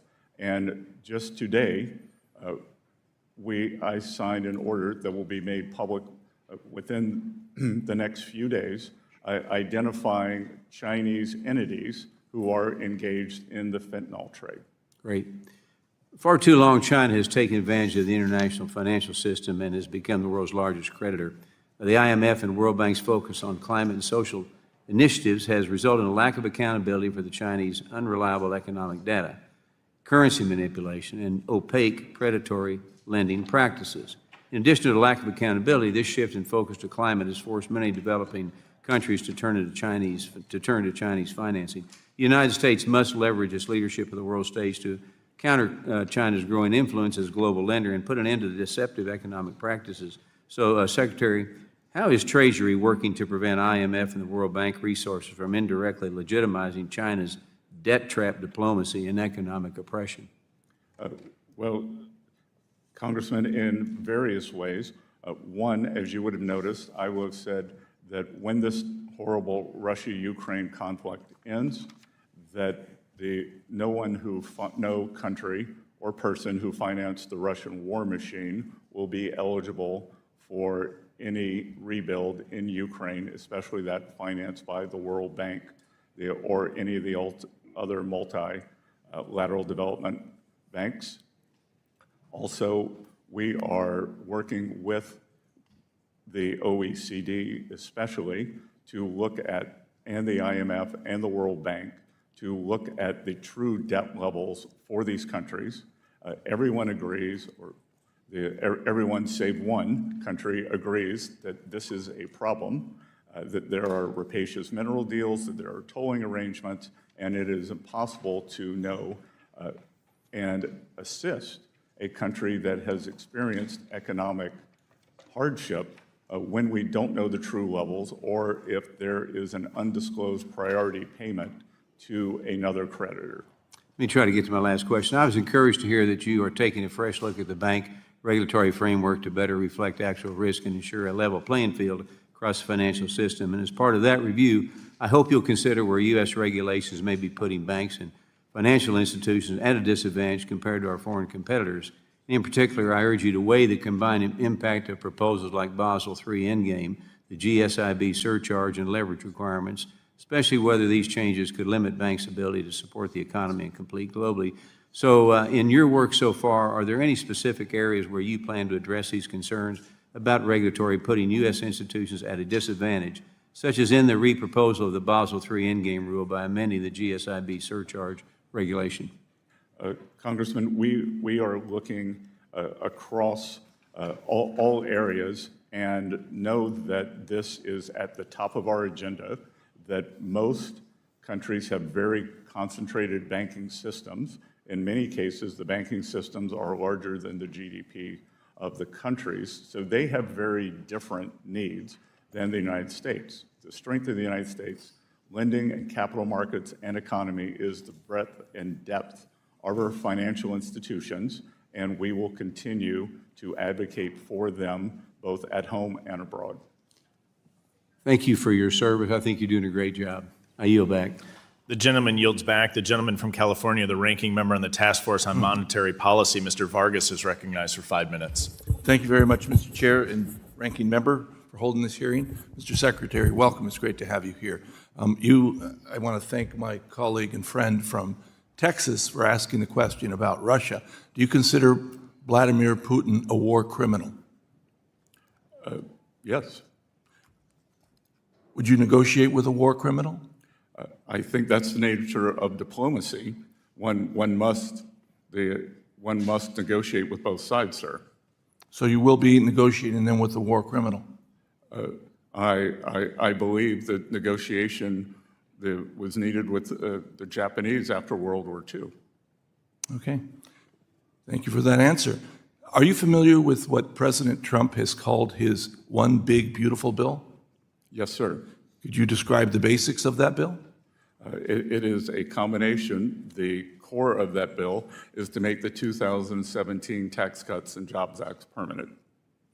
If this, what he quotes, a big, beautiful bill passes, will the deficit go up or will the deficit go down? I believe over time, the deficit to GDP, which is the important number, even Secretary Yellen agrees with that, will stabilize and go down. So next year, will it go down? Sir? Yes. I believe yes. You see, so if the big, beautiful bill passes, you believe the deficit will go down next year? The deficit to GDP will. Because again, what is important is that we grow the economy faster than I understand we grow that. the debt. I understand that, of course.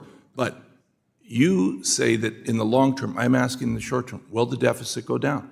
I believe the debt to GDP can go down. But what about the deficit itself? Sir, The amount of money that comes in as opposed to goes out.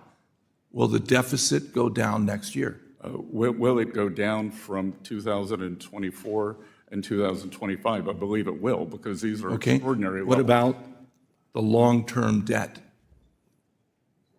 Will it go up or down if this big, beautiful bill passes? Again, sir, it's while the absolute... I think the reason you're having a hard time answering... I'm not having a hard time answering, because what is important... I've given you plenty of time. ...isn't the absolute level of debt. It is, as Secretary Yellen said, the debt to GDP. So that if our GDP were 100... Everyone is talking about the $37 billion. Is it going to go up or down? Sir? Yes. Is it going to go up or down?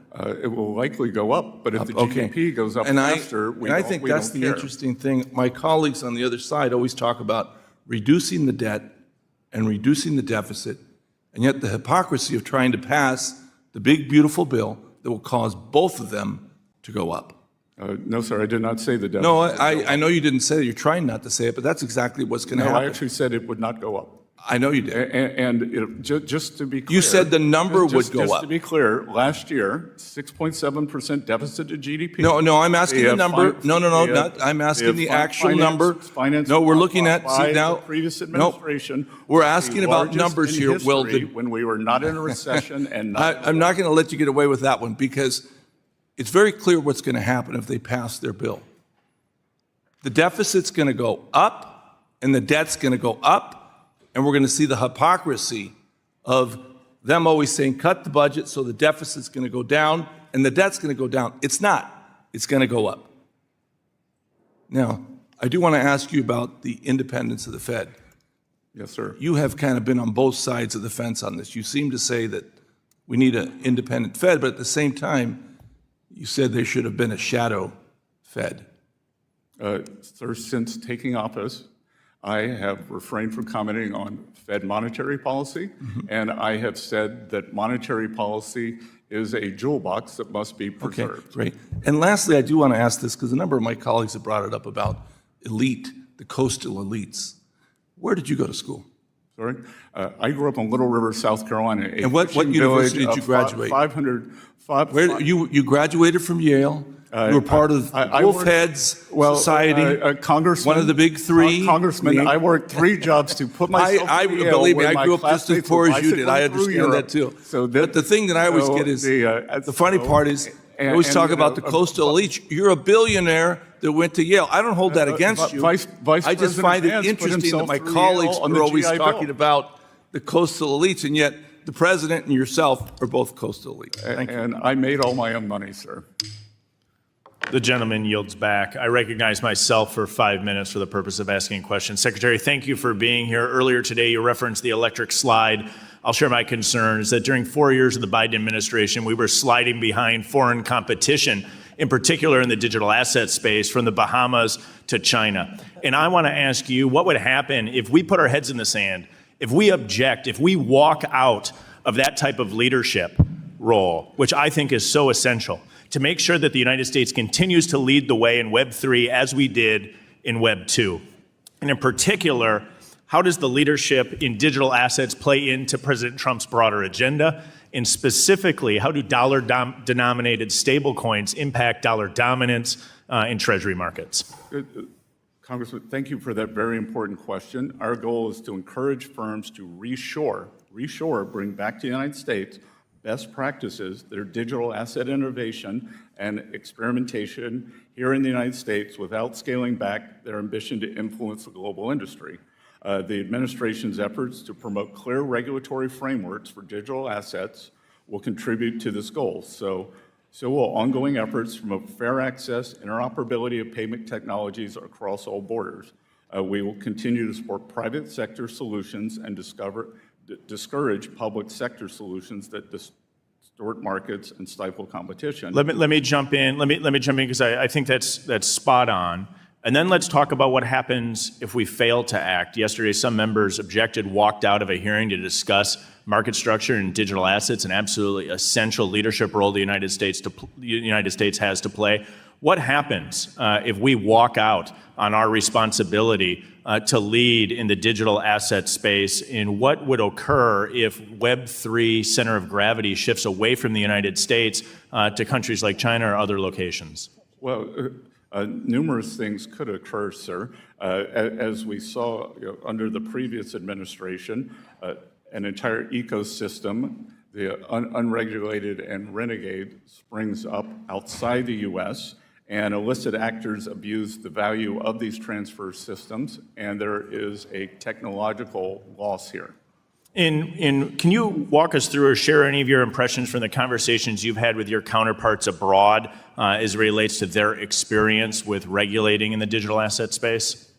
They believe it's very important, and I believe that they are a little worried that the U.S.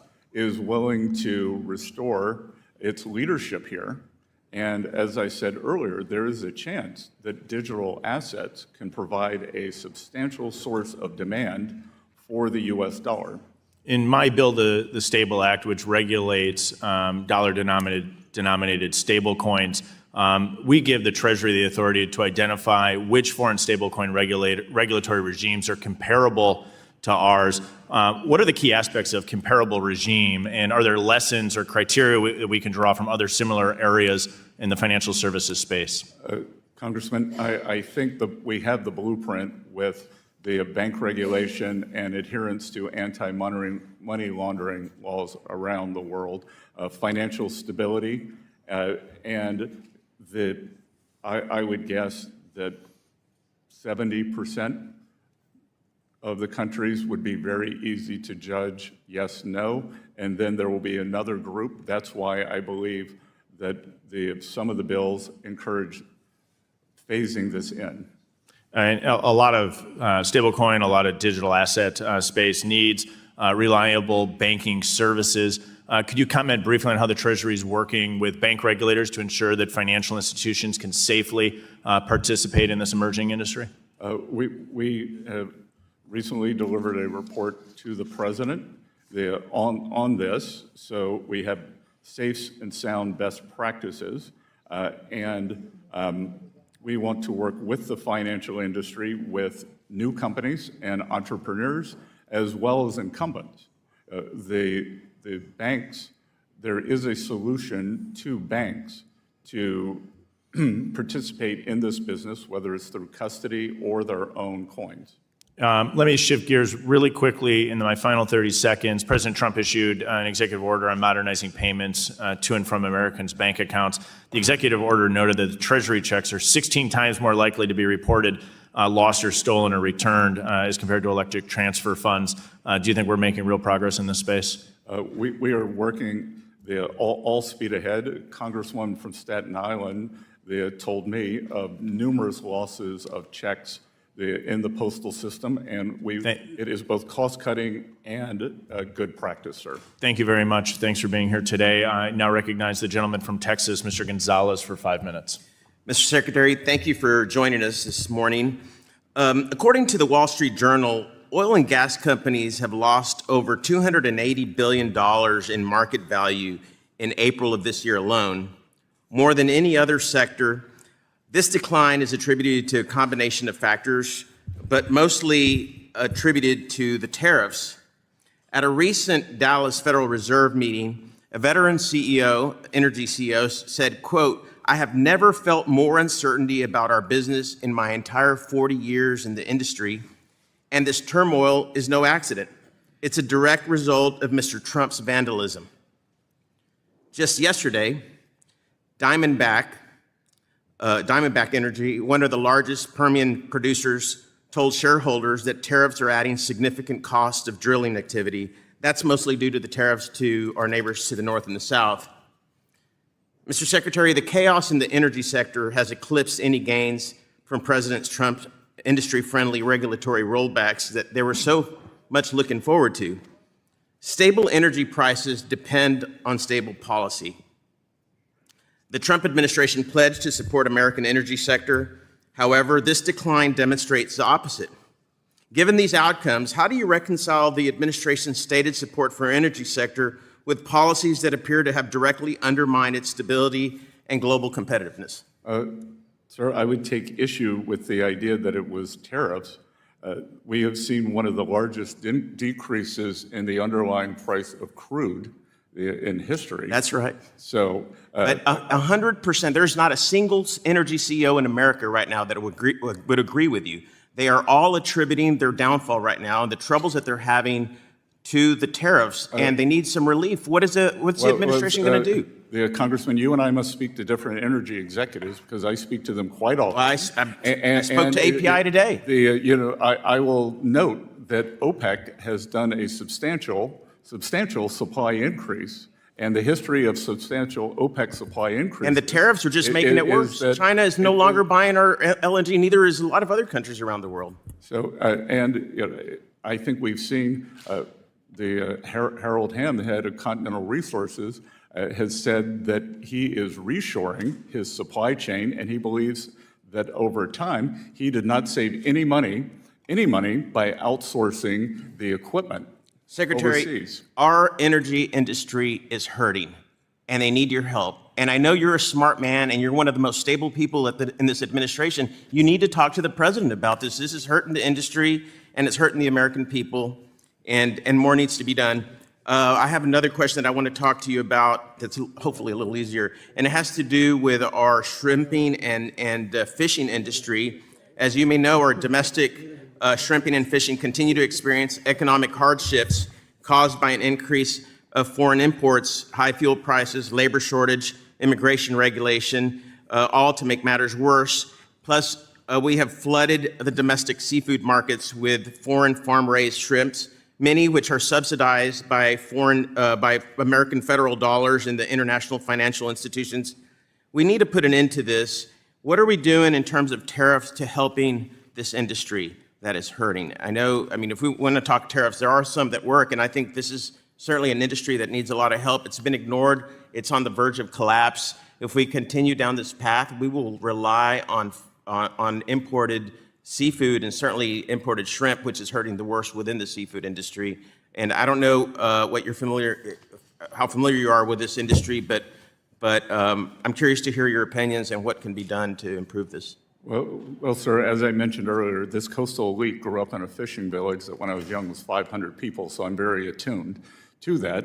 And again, on one hand, you're saying you don't like tariffs, on the other, no, I don't like tariffs on our energy sector. Yeah, we do need tariffs in certain industries. This is one of them that I think would make sense. I agree, and I'd be happy to work with you on this. We've worked with the Alaska delegation extensively on what's happening with Russian illegal fishing and illegal or sales to China that's then transshipped back to the U.S. So we'd be happy to work with you on this. I'd love that. Okay, I'll be in touch with you. Thank you so much, and I yield back. Thank you. Gentleman yields back. The gentleman from South Carolina, Mr. Timmons, is recognized for 5 minutes. Thank you, Mr. Chairman.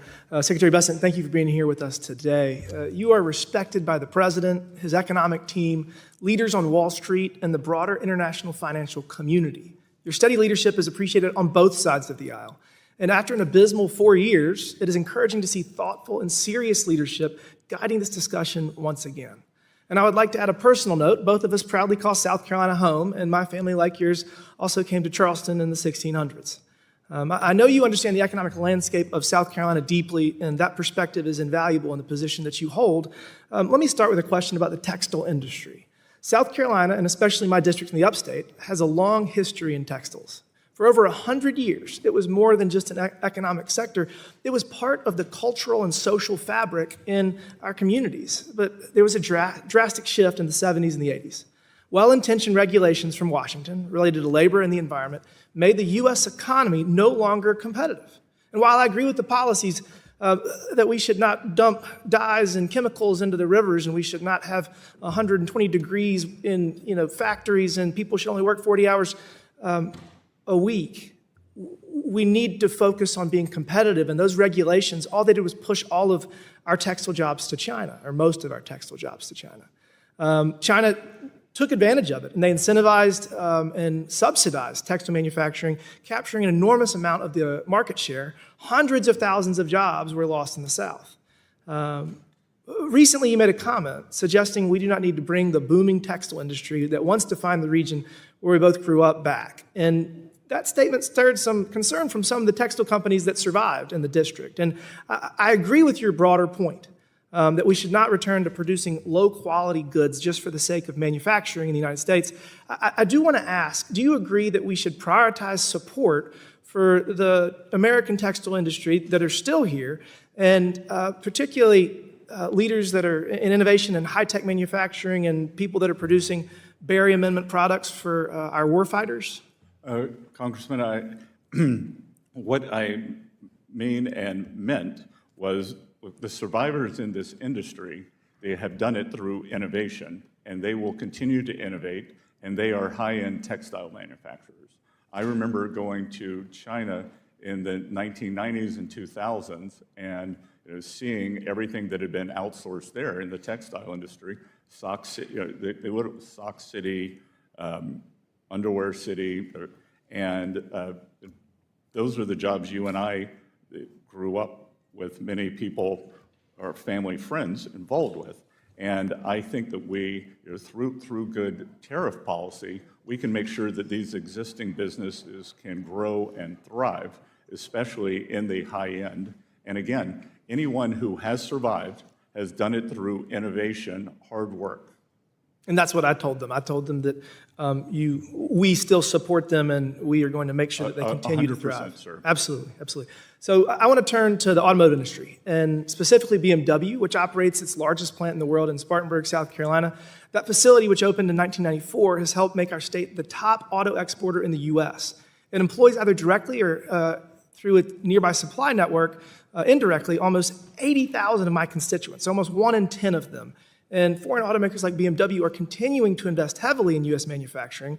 Incredibly, they have invested an additional $4 billion in the last 3 years, and that investment has real lasting benefits for American workers, exports, and innovation.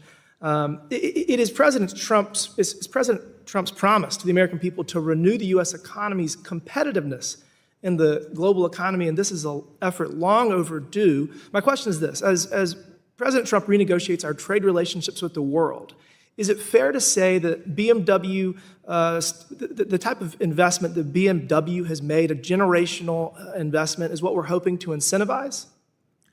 Yes, Congressman. And I regularly see at the Port of Charleston, the BMW X Series sitting there for export.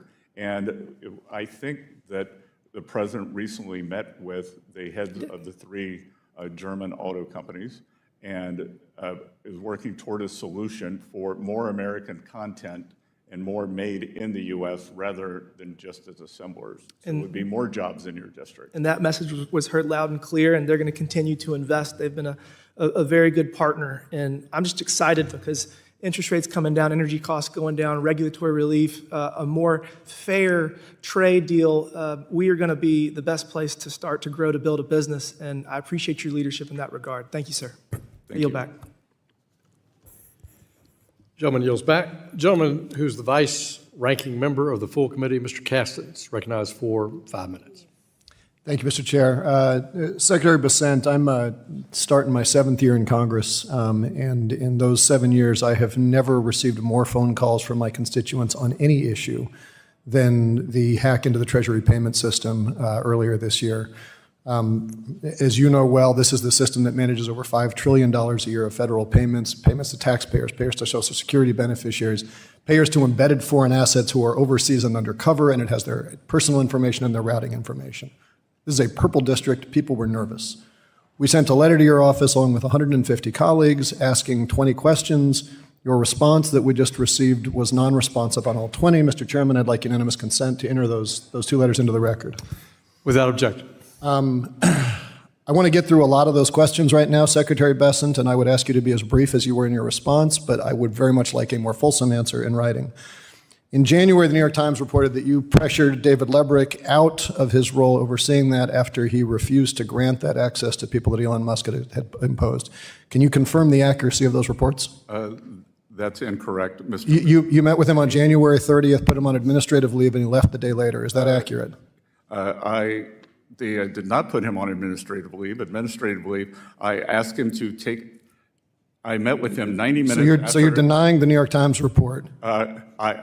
Was it your choice? I am adamantly saying that the New York Times is inaccurate. Okay, all right, fine. That's yes or no. New York Times is inaccurate, fine. He was not placed in administrative leave, and he subsequently resigned after sending numerous emails. Sir, I'm just asking for yes or no questions. If you want to be voluminous, please write me a letter.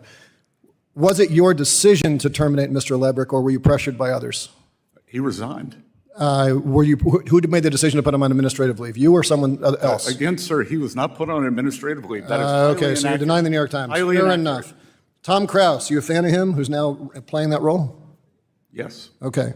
You'd mentioned earlier he was in that role. Do you agree that that role includes duties that include managing Treasury's payment system to ensure timely Social Security payments, overseeing auctions for U.S. Treasury bonds, which determine interest rates, and ensuring the U.S. doesn't breach the debt limit? Would you agree that that's all part of the functions of that job that Mr. Rouse is now holding? No. No? Shocking? Okay. Does Mr. Krause have any prior experience in government service? He does not, neither do I. Does Mr. Krause have any prior experience in the financial sector, which of course you do? What's that? You can answer me. You don't need to. I'm doing this solo. You don't need the people behind you to help you. Does Mr. Krause have any prior experience in the financial sector? He had in the financial sector. Yes, he's put together more than 100. No. Did he work for a bank? Did he work for a hedge fund? Did he work for a private equity firm? He worked for a private equity firm. He's the CEO of a software company. He's done more than $100 billion of tech deals. He runs a software company. He's still the CEO of that software company, isn't he? I'm not sure. He is. Is it your view that that job that he's holding is a part-time job?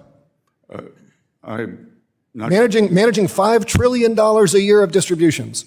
That's a part-time job, or does that require full-time? No, sir. He is not managing $5 trillion a year of distribution. He is doing a tech upgrade, an ERP system. That's all that Mr. Lebrick was doing, was a tech upgrade? Sorry? Mr. Lebrick, who said, I'm not going to allow people to hack into this system, he was just doing a tech upgrade? Or you've downgraded what that job function is? Mr. Lebrick was in charge of 1.5 billion payments a year, which 1/3 did not have a task identification. Sir, come on. So he had failed. Come on, we're going to move along. The chairman, notably a moment ago, did not swear you in, so you are not under oath right now. February 4th, in your response to a Senate Democrats letter, you said that Mr. Krause will only have read-only access. A moment ago, in response to our chair, you said, and I quote, they were only granted read-only access at Treasury. You're not under oath right now. You could be, but you're not. Mr. Gioeli testified under oath in a recent hearing, saying that Mario Alez was given right access to the Treasury payment system. Do you wish to correct your remarks to the chair, the ranking member? I would say that no one was given right access. I never granted anything other than But Mario Alez was granted right access. I never granted anything other than read-only access. Mr. Alez left the Treasury Department in part after it was discovered that he said normalize Indian hate and I just want a eugenic immigration policy. Do you agree with those sentiments? I do not at all. Do you think that someone who has those sentiments should be employed in your department? That I had a conversation with the vice president. That I admired his grace. He then went to HHS. Gentleman's time has expired. Thank the gentleman from Illinois. The gentleman from Indiana is now recognized. Mr. Stutzman for 5 minutes. Thank you, Mr. Chairman. And Mr. Secretary, thank you for being here. Frankly, I apologize for the fact that you're getting a lot of accusations thrown at you, and you haven't had much chance to respond to some of them and that are fair questions that I know that you have good answers for. So with respect to the individuals originally referenced by Ranking Member Waters, who may have had access to certain BFS systems, and in response to Mr. Caston, do you want to add any additional information on that matter? I would say that that is in litigation, and I never authorized access. Thank you. Well, I just want to say thank you for your service and for your willingness to come serve in Washington, D.C. at a critical time, and the fact that you heeded President Trump's call, and it's refreshing, honestly. We see a lot of ups and downs. Things are happening around the world, but here at home, there's a reset that's happening, and that does create some volatility. But I'll tell you what, there's a lot of good news that I think the other side is missing, and I find it ironic that this chart was handed out earlier. And of course, it tries to show that all the blame is on the Republican presidents over the past century or so. But the one that really caught Congressman, if I may interrupt, as a former finance professor, that chart we get an F. Well, I agree, and it's interesting that this big drop off right here after President Clinton.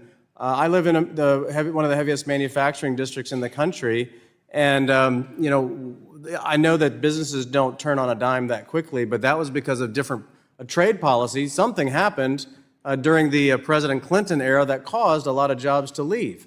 And that's what President Trump and you are trying to fix. Is that correct? I think that thing was called NAFTA, sir. Exactly. Well, thank you for doing that, because we saw jobs growing up in Northeast Indiana in the auto industry and agriculture, manufacturing, just continue to have this slow decline. And manufacturing is critical to a nation, and manufacturing has built America. And we've seen jobs leave because of bad policies over years. But because of President Trump and because of you, sir, we're now seeing headlines that say Rolls-Royce planning to shift production to the United States to avoid Trump's tariffs. We see headlines saying Johnson & Johnson to invest over $55 billion in U.S. in the next 4 years. Even in my district, GM has announced that they're increasing truck production. I know, coming from a manufacturing family, that we're seeing opportunities. Is it going to happen overnight? Absolutely not. But it's at least giving us the opportunity to look forward and say there's an opportunity, because you all are resetting the table to look out for America first. And so I want to say thank you. And if you don't, and if I've heard you say this before, that President Trump has tasked you with reducing debt and deficits as well as keeping the economy strong, that's a huge task, but it's one that has to happen. And I appreciate what you've been doing, because a debt crisis would just flat out limit us to any sort of recovery. It'd be very difficult. I want to ask you real quick about the Federal Reserve's dual mandate. Generally speaking, should the Federal Reserve focus more on fighting inflation or providing maximum employment? And what should the Fed focus on if the economy enters stagflation? Sir, I would just comment on monetary policy in general rather than the Federal Reserve. I think the two are inexorably linked. And as we saw during the terrible inflation during the Biden years, that employment picked up, but that was a slingshot effect as we came into post-COVID recovery that financed by debt-fueled government spending, and we are trying to end that. So the Federal Reserve should focus on both, and it's at different times. But look, keeping inflation down, President Trump won because of, I believe, because real wages for working Americans dropped. No, that's absolutely right. And we saw the cost of living go up. The last 4 years have been the hardest on Americans due to the former administration's policies. And I know that there's a huge recovery and people are still trying to recover and are hopeful and optimistic. And my time's about to expire, but I just wish you the best and I want to say thank you. And working together here in this committee, there's plenty of places to work together and try to get us back on track rather than pointing fingers. So, Gentleman's time has expired. We now recognize the gentlewoman from Massachusetts, Ms. Presley, for 5 minutes. Thank you. Secretary Bessent, you have heard from Democrats publicly, and I'm certain you've heard from Republicans privately, that this administration's reckless and chaotic tariff policy is wreaking havoc on our economy. Rather than delivering stability for our country, this Trump tariff tantrum has been inconsistent, counterproductive, and disconnected from reality. In my district, the Massachusetts 7th, I'm hearing it from everyone. Small business owners are reeling from the unpredictable on-again, off-again tariffs. They're holding back on expansion, delaying hiring, and bracing for the impact. Local and state officials are telling me about the effect tariffs will have on our state budget. Simultaneously, Massachusetts will see energy bills increase while revenue from tourism will decrease. But I want to focus on the constituent outreach that I've received from everyday families who are just fighting to make ends meet. Yes or no? Mr. Secretary, do you know what a car seat is? I have 2 children, yes. I figured as much. It's correct, you and your husband have 2 children. So I'm sure you know that car seats are absolutely essential for families when traveling with babies and toddlers to school, to worship, to doctor's appointments, just everyday living. But not only are car seats essential, they are the law of the land. It's the law of the land in 50 states. So there's no getting around that. Mr. Secretary, what's your estimate of how many babies are born in the United States each year? I would guess 2 to 3 million. Well, while the number fluctuates, there have consistently been more than 3.5 million babies born in the United States. That means millions of families in this country are doing what? Buying a car seat because it's essential and it is the law of the land in all 50 states. But now that cost is going up because Trump has announced up to 145% tariffs on Chinese imported products. Approximately 9 out of every 10 car seats in the U.S. come from China. That's a steep cost. Steep cost hike for families all over the country. The price is up in Republican districts and in Democratic districts. And it's not just the car seats that are impacted. We're talking about strollers, cribs, high chairs. No family is exempt from the harm of these Trump tariffs on essential baby products. But don't just take my word for it. Mr. Chair, I would like to enter into the record a Yahoo Finance article from May 2025 entitled, "First Year Baby Expenses Already Top $20,000, and Tariffs Are Adding to the Bill as China Dominates Key Imports." Without objection. Look, I support improving manufacturing in America, but that is not going into effect overnight like these tariffs are. There needs to be an exemption to help America's families. Trump has used his power for tariff exemptions on thermoplastics, semiconductors, but what about baby products? Mr. Secretary, do you support an exemption to tariffs on items that parents need to care for their kids? Yes or no?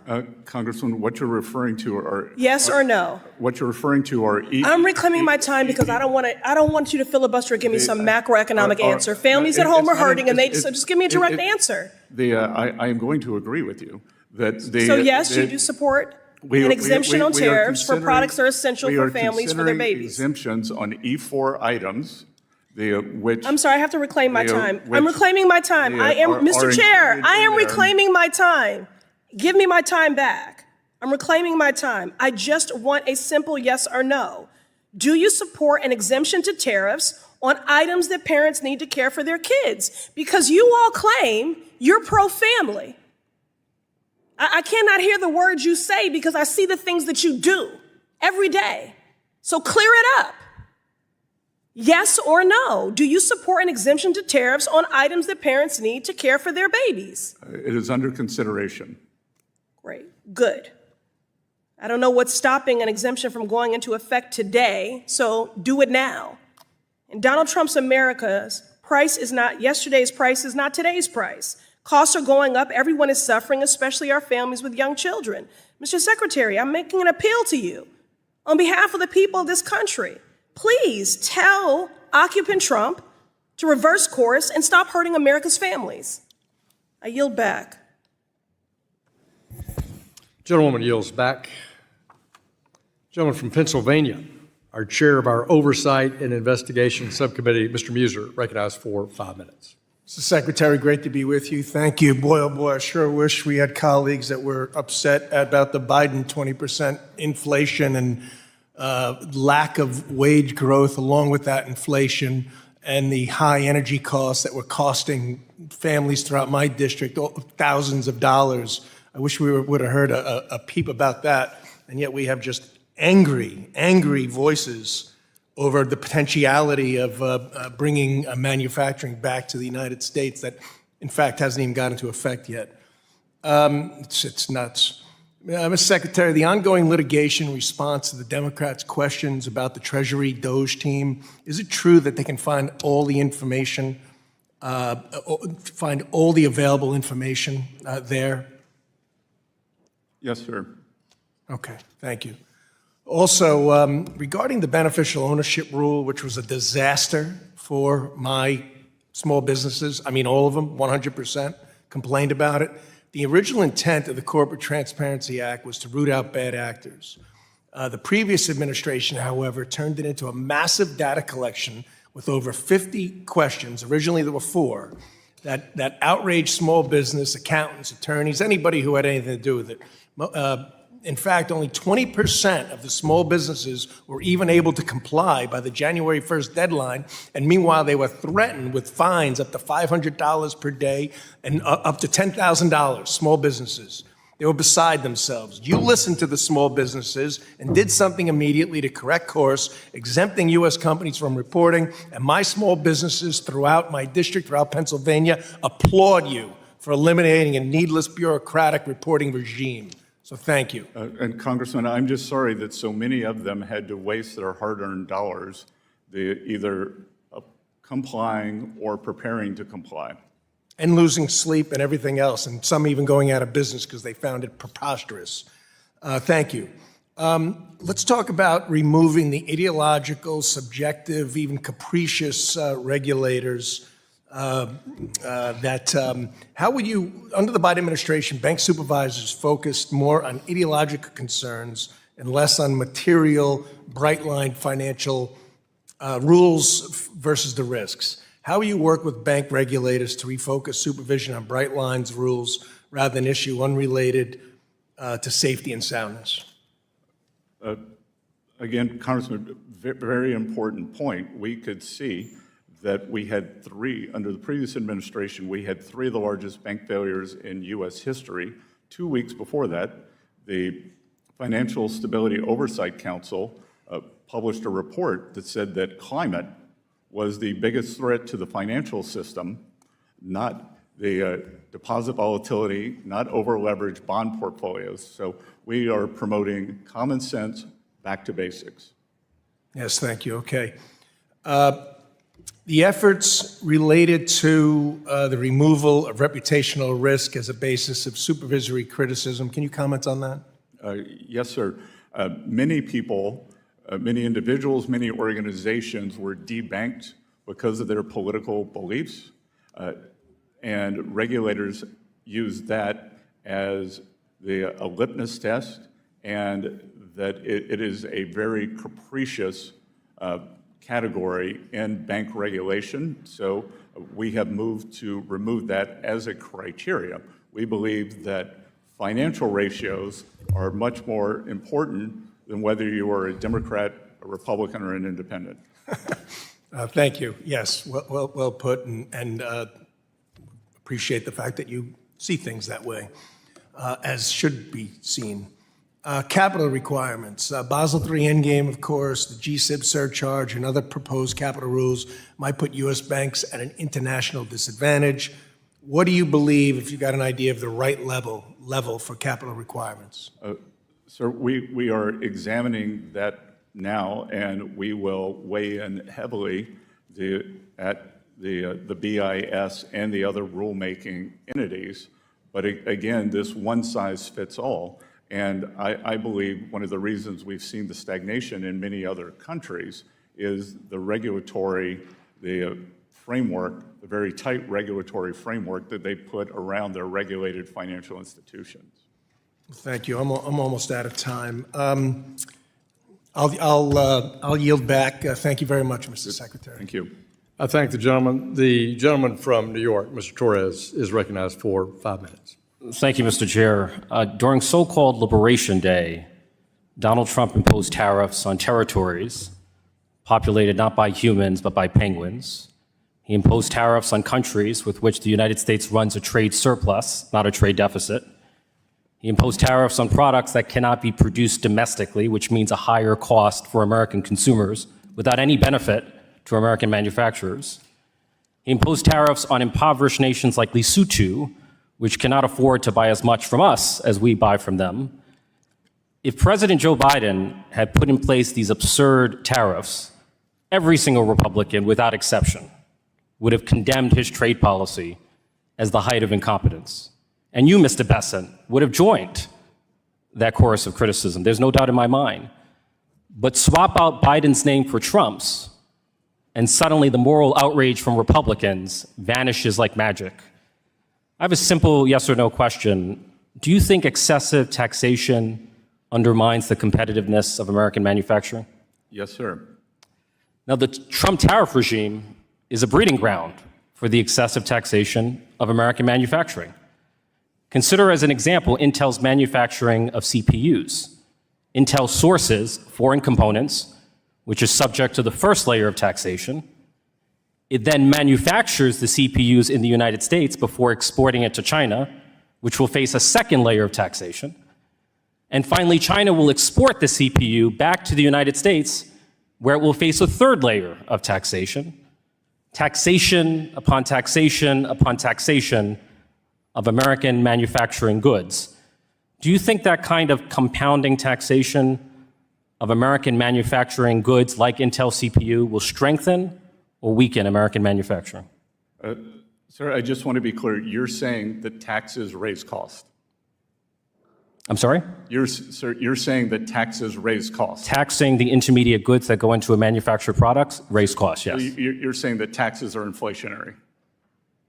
Taxes are inflation, yes. Good, then we should cut taxes. In the context of tariffs, yes. Then we should cut taxes, and you should join the... Can you answer my question about the tariffs? In the tax bill. Can you answer my questions about the tariffs?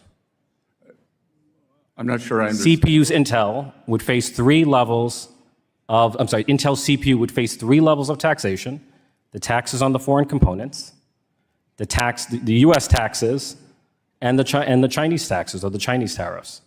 Do you think that kind of compounded taxation hinders or helps American manufacturing? I think that strategic American manufacture is very important, like Intel, and I think we have to bring that back to the U.S. Do you think taxing intermediate goods that go inside American manufactured products helps or hinders manufacturing? I believe that, as the Intel example you give, we have to bring these strategic industries back to the U.S. We're not going to bring every component. A Boeing aircraft, 747, has 6 million components. There is no universe in which we're going to manufacture all 6 million components in the United States. And so if you impose a tax on those foreign components, you are hindering the manufacturing of Boeing 747 here in the United States. Do you even acknowledge that? I acknowledge that the supply chains, they are wide, but we've also, for the automakers, we have given an exemption. I'm not asking about the automakers. I'm asking about Boeing aircraft. Let me move on. Critical minerals are essential to the military defense of the United States. China controls almost all of the world's rare earth mining and almost all of the world's critical mineral processing and refining.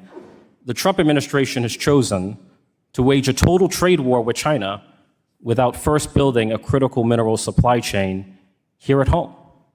Right? Just like it would be foolish to enter a car race without enough fuel in the tank, or enter a weightlifting competition without sufficient strength to lift the weights. It seems equally foolish to wage an all-out trade war on China without a domestic critical mineral supply chain, breaking China's strongest chokehold over the United States. The CCP's chokehold on critical minerals and rare earth elements is a precondition for winning the trade war against China. Do you agree with that? I believe that we have to bring the rare earth, as you correctly said, processing back, or not even back to the U.S. We have It's not only processing, it's rare earth mining as well. And it's critical mineral processing and refining. Strategic minerals. And the weaponization of critical minerals against the United States is the opposite of making America safe again. Rare earths are not that rare. Processing is rare. The mining is rare too. We have a insufficient mining industry here in the United States, and you know that. Good, then I hope you'll join us in the deregulation of many of these onerous mining requirements. I think my time has expired. Appreciate the gentleman from New York. The gentlewoman from California, Ms. Kim, is recognized for 5 minutes. Thank you, Chairman Hill and Ranking Member Waters, for holding this hearing. Secretary Bessent, good to see you, and thank you so much for coming.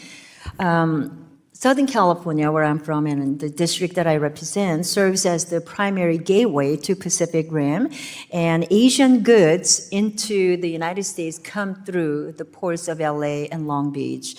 But we are already starting to see a drop in volume as the ports of LA and Long Beach are expected to see 35% to 30% drop when compared to a year ago. Cargo volume is one of the largest economic drivers in the region, and long-term drop will not just impact families, at the grocery stores and small businesses' bottom line, but also result in truckers and dock workers losing their jobs. So, Secretary Bessent, I would like to ask, how can you ensure that our tariff policy will not unintentionally harm American small businesses and workers in the long term? Well, Congresswoman, we believe over the long term that it will drive growth in the economy. And as I've said many times, it is a mistake to look at trade in isolation. The Trump economic policy is a three-legged stool: trade, taxes, and deregulation. And we believe that the sum of the parts, that the whole is greater than the parts. And as we complete each one of those, that the U.S. will see substantial economic growth. Thank you. I know that a lot of my constituents share these concerns that we raised. So I'd like to continue this discussion on this specific topic with you moving forward, because I'm concerned that these long-scale tariffs, if they continue in the long term, then American working families and small businesses will suffer under price hikes and a lack of certainty. But I want to shift gears and discuss the Financial Stability Oversight Council, FSOC. Under the previous administration, Secretary Yellen rescinded the non-bank systematically important financial institution and replaced it with a new framework for assessing the financial risk. And this new framework overlooks the importance of prioritizing an activity-based standard and a cost-benefit analysis. So, Secretary Bessent, does FSOC intend to reassess the 2023 guidance so that it is more closely aligned with the thoughtful process that was created in 2019? Congresswoman, that is on our agenda. Thank you.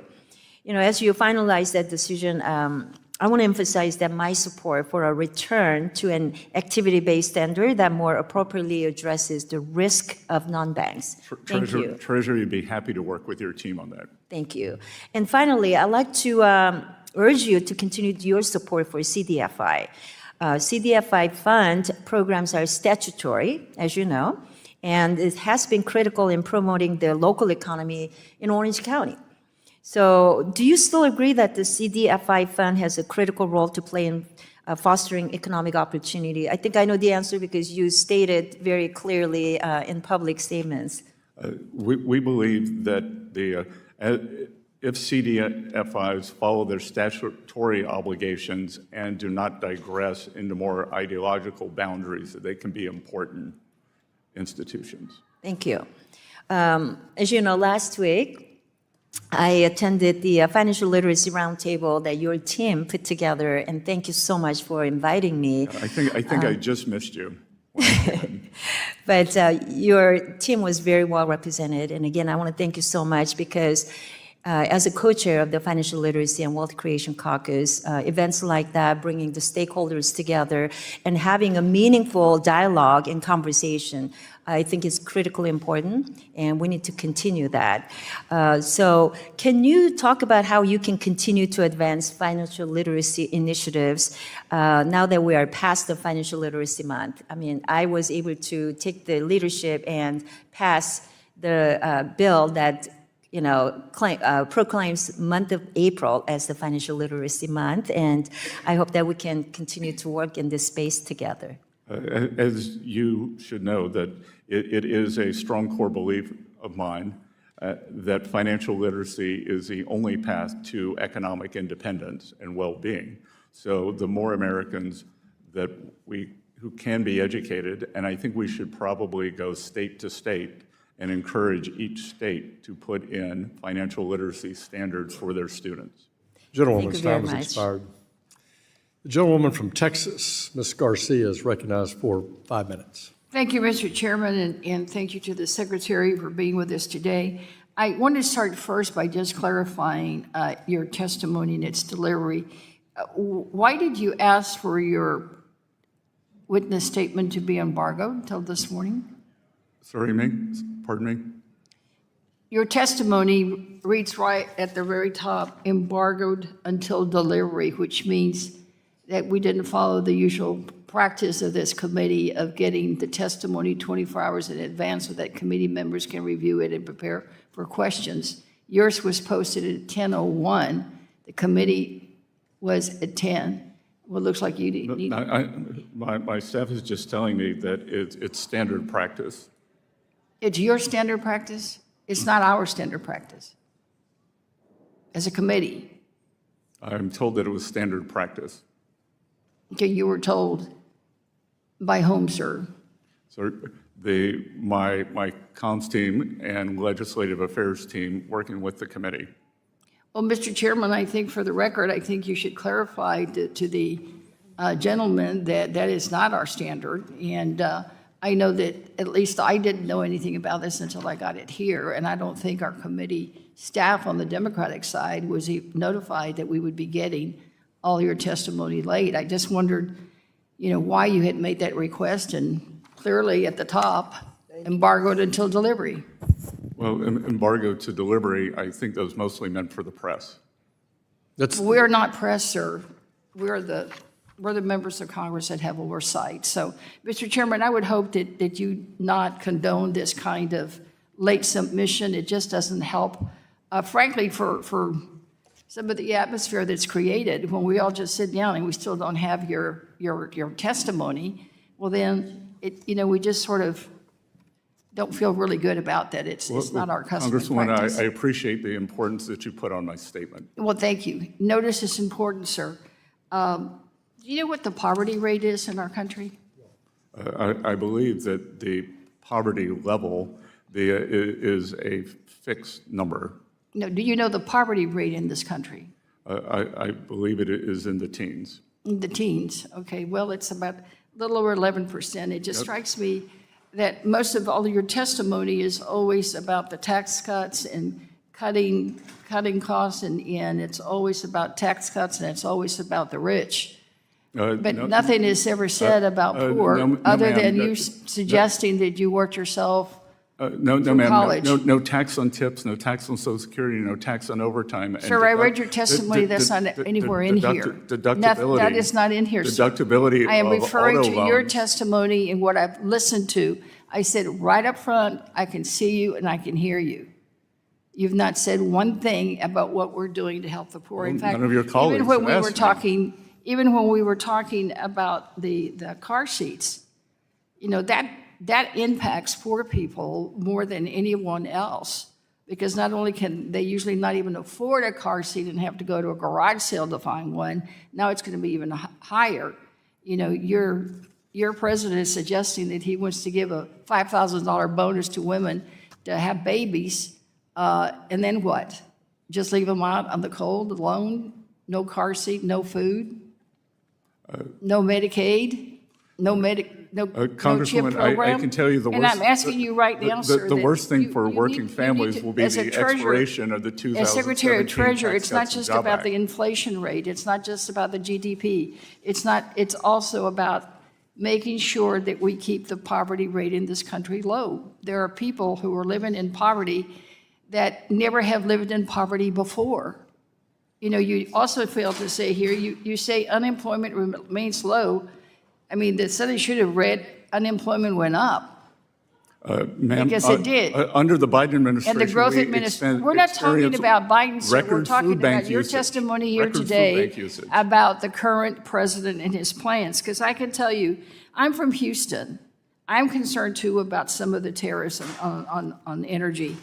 You know, we have done a lot to increase trade in Houston, construction, everything after the pandemic. And all things were growing. Everything has been growing. But now that the Trump tariffs have surfaced, it is threatening Houston's economy. I represent the area where almost the entire ship channel is in. The petrochemical companies all are in my district. The port is in my district. Everybody is trying to figure out Gentlewoman's what the time has hell we're going to expired. do. Mr. Chairman, Ranking member.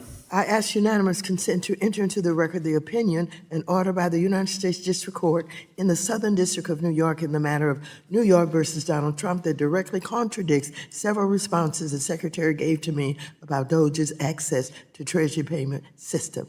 Without objection. I want to thank our witness today. We appreciate Secretary Bessent's testimony. Without objection, all members will have 5 legislative days to submit additional written questions for the witness to the chair. The questions will be forwarded to our witness for his response. Secretary Bessent, please respond no later than June 2nd, 2025.